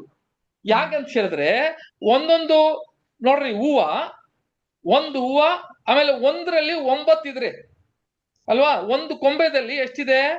9 ವಸ್ತುಗಳಿದೆ. ಒಂದು ಹೂವ, ಒಂದು ಆಮೇಲೆ ಒಂದು ಪಾತ್ರೆ, ಒಂದು ಮೊಗ್ಗು. ಹಂಗಾದ್ರೆ 9 ಇದೆ ರೀ. ಹಂಗಾದ್ರೆ 9 ಎಷ್ಟಾಯ್ತು? 18. 18 ಎಷ್ಟಾಯ್ತು? 27 ಆಯ್ತು. 27. ಅಲ್ಲ, 18 3 18 9 ಸಾರಿ 18 9 ಎಷ್ಟಾಯ್ತ್ರಿ? 27. 27 ಆಯ್ತಾ? ಈಗ ನೋಡ್ರಿ 27 ಇರೋದನ್ನ ಸೆಂಟ್ರಲ್ ಇರೋದು ನೋಡ್ಬೇಕಾದ್ರೆ ಇಲ್ಲಿಗೆ ಮೇಲಿರೋ ಒಂದು 3 3 6 6 6 12. ಹಂಗಾದ್ರೆ 22ಗೆ 20 ಎಷ್ಟಿದೆ ಇದು? 27ಗೆ 12 ಎಷ್ಟಾಯ್ತ್ರಿ? 39. ಅದು ಹಳೆ ಒಡಂಬಡಿಕೆ ಆಯ್ತ್ರಿ. ಇಲ್ಲಿಗೆ ನೋಡ್ರಿ, ಅರ್ಧ ಹಿಂಗ್ ತಗೊಂಡ್ರೆ ಸೆಂಟ್ರಲಿ ಕ್ರಿಸ್ತನು ಇಲ್ಲಿಗೆ ಅರ್ಧ ಹಿಂಗೆ ತಗೊಂಡ್ರೆ 39 ಆಯ್ತು. ಇಲ್ಲಿ ಭಾಗ ಇರೋದು ಎಷ್ಟು ಅಂತ ಕೇಳಿದ್ರೆ 18 ಎಷ್ಟಾಯ್ತು ಅಂತ ಕೇಳಿದ್ರೆ 27. ಹಂಗಾದ್ರೆ ಇದ್ರಲ್ಲಿ ನೋಡಿದ್ರ ಹಳೆ ಒಡಂಬಡಿಕೆನೇ ಇದೆ, ಹೊಸ ಒಡಂಬಡಿಕೆನ ಇದ್ರಲ್ಲಿ ಏನಾಗತ್ತೆ ಅಂತ ಕೇಳಿದ್ರೆ ಅಡಗಿರೋದನ್ನ ಇಲ್ಲಿ ತೋರಿಸ್ತದೆ ಸೋದರ. ಸರಿ, ಹಾಗಿರುವಾಗ ಈ ದೀಪಸ್ತಂಭದಲ್ಲಿ ಹುಟ್ಟಿರುವರು, ಈ ದೀಪಸ್ತಂಭ ಯಾರಪ್ಪ ಅಂತ ಕೇಳಿದ್ರೆ ಸಭೆ. ಆ ಸಭೆ ಯಾರಪ್ಪ ಅಂತ ಕೇಳಿದ್ರೆ ಅದು ಬಾದಾಮಿಯಿಂದ ಮಾಡಿರುವ ಆ ಚಿಗುರು, ಆ ಬಾದಾಮಿ ಹೂವದಿಂದ ಬಂದ ಚಿಗುರು. ಅದು ಏನು ಒಂದು ಹೋಲಿಕೆ ಮಾಡ್ತದೆ ಅಂತ ಕೇಳಿದ್ರೆ ಆರೋನನ್ನ ಹೆಂಗೆ ಆಯ್ಕೆ ಮಾಡಿದ್ರೋ ಅದೇ ತರ ಬಂದು ಸಭೆಯನ್ನ ಕೂಡ ಆಯ್ಕೆ ಮಾಡ್ತಾರೆ. ಇವ್ರು ಹುಟ್ಟೋದು ಹೆಂಗಪ್ಪ ಅಂತ ಕೇಳಿದ್ರೆ ದೇವರ ವಾಕ್ಯದಿಂದ ಹುಟ್ಟುತ್ತಾರೆ. ಇವರೆಲ್ಲರಿಗೂ ಬೆಳಕಾಗಿ ಇರ್ತಾರೆ ಅಂತ ಹೇಳಿ ಈ ದೀಪಸ್ತಂಭ ನಮಗೆ ಏನಾಗುತ್ತೆ ಅಂತ ಕೇಳಿದ್ರೆ ಇದರ ಒಂದು ಮೇಲೆ ಬೇರೆ ಅದು ಮಾತ್ರ ಅಲ್ಲ, ಅದ್ರ ಮೇಲೆ ಇರುವ ಅದು ಹಣತೆ ಇದೆಯಲ್ಲ, ಆ ಹಣತೆಗೆ ಏನ್ ಮಾಡ್ಬೇಕಂತ ಕೇಳಿದ್ರೆ ಏನ್ ಕೊಡ್ಬೇಕಂತ ಕೇಳಿದ್ರೆ ಒಂದು ಎಣ್ಣೆ ಹಾಕ್ಬೇಕು. ಯಾವಾಗೂ ಉರಿತಾ ಇರ್ಬೇಕಂತೆ, ಇದನ್ನ ಯಾವಾಗೂ ಉರಿತಾ ಇರ್ಬೇಕು. ಯಾವ ಎಣ್ಣೆಪ್ಪ ಹಾಕ್ತಾರೆ ಅಂತ ಕೇಳಿದ್ರೆ ನಮ್ಗೆಲ್ಲ ಗೊತ್ತಿದ್ದಂಗೆ ಯಾವ ಎಣ್ಣೆ ಉಪಯೋಗ ಮಾಡಿದ್ರು ಅಂತ ಕೇಳಿದ್ರೆ ನಮಗೆ ಆಲಿವ್ ಆಯಿಲ್. ವಾಕ್ಯ ಇದೆ ಅದರಲ್ಲಿ, ಆಲಿವ್ ಆಯಿಲ್ ಏನ್ ಮಾಡ್ಬೇಕಂತೆ ಉಪಯೋಗ ಮಾಡ್ಬೇಕು ಅಂತ ಹೇಳ್ಬಿಟ್ಟು ಅಲ್ವಾ. ಆಲಿವ್ ಆಯಿಲ್ ಅಂತ ಹೇಳ್ತಾರೆ. ಆ ಒಂದು ಆಲಿವ್ ಆಯಿಲ್ ಅಂತ ಹೇಳುವಾಗ ಅದು ಏನಕ್ಕೆ ಹೋಲಿಕೆ ಆಗ್ತದೆ ನಮಗೆ ಅಂತ ಹೇಳುವಾಗ ಸಹೋದರರೇ ನೋಡ್ರಿ, ಈ ಆಲಿವ್ ಆಯಿಲ್ ಏನಕ್ಕಪ್ಪ ನಮಗೆ ಉಪಯೋಗ ಆಗ್ತದೆ ಅಂತ ಹೇಳುವಾಗ ಆ ಆಲಿವ್ ಅದನ್ನ ಒಡೆದು ಸರಿಯಾದ ಏನ್ ಮಾಡ್ಬೇಕಂತ ಅದನ್ನ ಒಡೆದು ಅದನ್ನ ಏನ್ ಮಾಡ್ಬೇಕಂತ ಹೇಳಿದ್ರೆ ಅದರಲ್ಲಿ ಇರುವ ಇದನ್ನ ಎಣ್ಣೆಯನ್ನ ತಗೊಬೇಕು ಅಂತ ಹೇಳಿದ್ರು. ನೋಡ್ರಿ, ಇಲ್ಲಿ ಕೂಡ ಹಾಕಿದ್ದೀನಿ ಕೆಳಗೆ, ಇಲ್ಲಿದೆ ನೋಡ್ರಿ, ಆಲಿವ್ ಆಯಿಲ್ ಅಂತ ಹೇಳ್ತಾರೆ. ಓಕೆ, ಇದು ಎಣ್ಣೆ ಅಂತ ಹೇಳಿದ್ರೆ ಬೈಬಲ್ ಅಲ್ಲಿ ನಮಗೇನಪ್ಪ ಸೂಚನೆ ಆಗ್ತದೆ? ಪವಿತ್ರಾತ್ಮ.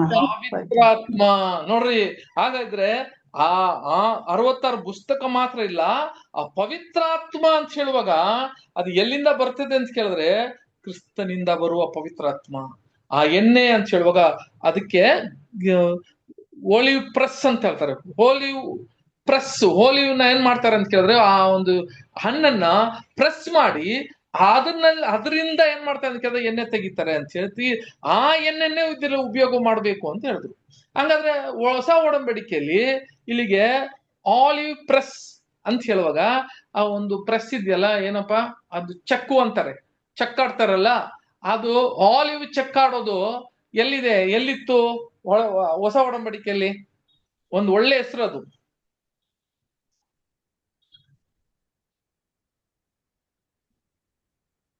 ನಮ್ಗೆಲ್ಲ ಗೊತ್ತಿದೆ. ಈ ಎಣ್ಣೆ ಏನಂತ ಕೇಳಿದ್ರೆ ಆ ಚಕ್ಕು ಹೊಡೆಯುವ ಆ ಒಂದು ಜಾಗ ಇತ್ತು. ಆ ಜಾಗ ನೋಡ್ರಿ, ಅಲ್ಲಿಗೆ ಏನಂತ ಒಂದು ಒಳ್ಳೆ ಹೆಸರು ಇತ್ತು ನಮಗೆ. ತುಂಬಾ ಪಾಪ್ಯುಲರ್ ಹೆಸರು. ಎಣ್ಣೆ ಮರದ ಗುಡ್ಡ. ಎಣ್ಣೆ ಮರದ ಗುಡ್ಡ ಅಲ್ಲ ಸೋದರರೇ, ನಮ್ಮ ಕ್ರಿಸ್ತನು ಗೆತ್ಸೆಮನೆ. ಇದಕ್ಕೆ ಅರ್ಥ ಏನ್ ಗೊತ್ತಾ? ಎಣ್ಣೆ ಚಕ್ಕು ಹೊಡೆಯುವ ಜಾಗಕ್ಕೆ ಗ್ರೀಕ್ ಅಲ್ಲಿ ಗೆತ್ಸೆಮನೆ ಅಂತ ಹೇಳ್ತಾರೆ. ಗೆತ್ಸೆಮನೆ ಇರುವ ಜಾಗ, ಗೆತ್ಸೆಮನೆ ಅಂತ ಹೇಳಿದ್ರೇನೆ ಆಲಿವ್ ಪ್ರೆಸ್ ಅಂತ ಹೇಳ್ತಾರೆ. ಅಲ್ಲಿಂದ ನೋಡ್ರಿ ಯೇಸು ಕ್ರಿಸ್ತನು ಆತನು ಶಿಲುಬೆ ಮರಣ ಹೋಗೋದಕ್ಕೂ ಮುಂಚೆ ಆತನು ಹೋಗಿದ್ದು ಫಸ್ಟ್ ಎಲ್ಲಿಗೆ ಹೋಗಿದ್ನು ಅಂತ ಕೇಳಿದ್ರೆ ಆ ಗೆತ್ಸೆಮನೆಗೆ ಹೋಗಿದ್ರು ಅಂತ ನೋಡ್ತೀವಿ. ಅಲ್ಲಿಂದ ನಮಗೆ ಏನಾಗುತ್ತೆ ಅಂತ ಕೇಳಿದ್ರೆ ಸಹೋದರ ಸಹೋದರಿಯರೇ, ನಮ್ಮ ಕ್ರಿಸ್ತನು ಆವತ್ತು ಆ ಕೊನೆಯ ದಿನ ಅಲ್ಲಿಗೆ ಆ ಗೆತ್ಸೆಮನೆಯಲ್ಲಿ ಯಾವ ತರ ಇದನ್ನ ಒಡ್ದು ಅದನ್ನ ಎಣ್ಣೆ ತಗೊಂಡ್ರೋ ಅದೇ ತರ ಯೇಸು ಕ್ರಿಸ್ತನು ಕೂಡ ಅಲ್ಲಿ ಹೊಡೆದ್ರು ಅಂತ ಕೂಡ ಸರಿ. ಈಗಿರುವಾಗ ಸಹೋದರ ಸಹೋದರಿ ನಡೆದಿರೋ ವಿಷಯಗಳು ಮಾತ್ರವೇ ಏನ್ ಮಾಡಿದೀವಿ ಅಂತ ಕೇಳಿದ್ರೆ ಇವತ್ತು ನಾವು ನೋಡಿದೀವಿ. ಆದ್ರೆ ಇನ್ನ ಆತ್ಮೀಯ ರೀತಿಯಲ್ಲಿ ನಾವು ಇನ್ನ ವಿಷಯ ನೋಡಿಲ್ಲ. ಒಂದೊಂದು ಕೂಡ ಏನ್ ಮಾಡಿದೀವಿ ಅಂತ ಕೇಳಿದ್ರೆ ಯಾಕಪ್ಪ ಇದೆಲ್ಲ ಉಪಯೋಗ ಮಾಡಿದ್ರು, ಇದು ಏನಕ್ಕೆ ಹೋಲಿಕೆ ಆಗ್ತದೆ ಅಂತ ಮಾತ್ರವೇ ನಾವ್ ಏನ್ ಮಾಡಿದೀವಿ ಅಂತ ಕೇಳಿದ್ರೆ ನೋಡಿದೀವಿ. ಆದ್ರೆ ಇವಾಗ ನಾವು ಬರುವಾರ ಇದು ಒಂದೊಂದು ಕೂಡ ಏನಕ್ಕೆ ಸೂಚನೆ ಆಗ್ತದೆ, ತಂದೆಯ ದೇವರು ಮಾಡಿರುವ ವಿಷಯಗಳು ಏನು, ಈ ಒಂದು ಯಾಕೆ ಇದನ್ನ ಒಡೆದು ಮಾಡಬೇಕು, ಏನಕ್ಕೆ ಈ ವಿಷಯಗಳು ಇಂಥ ಒಂದು ಡಿಸೈನ್ ಅಲ್ಲಿ ಮಾಡ್ಬೇಕು ಅಂತ ಹೇಳಿ ಬರುವಾರ ನಾವು ಏನ್ ಮಾಡೋಣ ಅಂತ ಕೇಳಿದ್ರೆ ಈ ಪಾಠವನ್ನ ನಾವು ಮತ್ತೆ ಅದನ್ನ ಶುರು ಮಾಡೋಣ. ಸಹೋದರ ಸಹೋದರಿಯರೇ, ಬಹಳ ಒಂದು ಇದು ದೊಡ್ಡ ಪ್ಲಾನ್ ಇದೆ, ಇದ್ರೊಳಗೆ ಒಂದು ಯೋಜನೆ ಇದೆ. ಈ ಯೋಜನೆಯಲ್ಲಿ ಬೇಸಿಕ್ ಇವಾಗ ನೋಡಿದ್ದು ಬರೀ ಬೇಸಿಕ್ ಮಾತ್ರ, ಯಾತಕ್ಕಾಗಿ ಇದು ಏನಪ್ಪ ವಿಷಯ ಅಂತ ಮಾತ್ರ ನೋಡಿದ್ವು. ಇನ್ನು ಮುಂದಿನ ಬರುವ ವಿಷಯಗಳಲ್ಲಿ ಇನ್ನು ಅನೇಕ ವಿಷಯಗಳು, ಇದರಲ್ಲಿ ಅನೇಕ ಸತ್ಯಗಳನ್ನ ತಿಳ್ಕೊಳ್ಳೋಣ. ಈಗ ಸಹೋದರ ಸಹೋದರಿಯರೇ, ಟೈಮ್ ಆಯ್ತು. ಅದರಿಂದ ಬರುವಾರ ಮತ್ತೆ ನಾವು ಇಲ್ಲಿಂದ ನಾವು ಕಂಟಿನ್ಯೂ ಮಾಡೋಣ. ದೇವರು ಈ ವಾಕ್ಯವನ್ನು ಆಶೀರ್ವದಿಸಲಿ. ಬ್ರದರ್, ನಮ್ಮ ಮೋಹನ್ ರಾಜ್ ಬ್ರದರ ಯಾರು ಇವ್ರಿದಾರ? ಬ್ರದರ್. ಹಾ ಬ್ರದರ್, ಒಂದು ಪ್ರಾರ್ಥನೆ ಮಾಡಿ ನಾವು ಮುಗಿಸೋಣ. ಓಕೆ ಬ್ರದರ್, ಪ್ರಾರ್ಥನೆ ಮಾಡೋಣ. ಪ್ರಾರ್ಥನೆ ಮಾಡಿಕೊಳ್ಳೋಣ. ನಮ್ಮನ್ನ ಅತಿ ಹೆಚ್ಚಾಗಿ ಪ್ರೀತಿ ಮಾಡಿದಂತ ಪರಲೋಕದ ಜೀವುಳ ನಮ್ಮ ತಂದೆಯ ದೇವರೇ, ಮತ್ತೊಂದು ಆವರ್ತಿ ನಿಮಗೆ ಕೃತಜ್ಞತೆಯನ್ನು ಸಲ್ಲಿಸ್ತೇವೆ. ಈ ದಿನ ಈ ಸಂಜೆ ವೇಳೆಯಲ್ಲಿ ತಂದೆಯಾದ ದೇವರೇ, ಬ್ರದರ್ ಅವ್ರ ಮೂಲಕ ಕೊಟ್ಟಂತ ಒಳ್ಳೆ ವಾಕ್ಯಕ್ಕಾಗಿ ನಿನಗೆ ಸ್ತೋತ್ರ ಮಾಡ್ತೇವೆ. ದೀಪಸ್ತಂಭದ ಕುರಿತು ಅನೇಕ ವಿಷಯಗಳು, ಅದರಲ್ಲಿ ಅಡಕವಾಗಿರ್ತಕ್ಕಂಥ ಸಾರಾಂಶಗಳು ಪ್ರತಿಯೊಂದನ್ನು ಈ ದಿನದಲ್ಲಿ ನಮಗೆ ತಿಳಿಪಡಿಸಿದಿರಿ. ನಿಮಗೆ ಸ್ತೋತ್ರ ಮಾಡ್ತೇವೆ ದೇವ್ರೆ.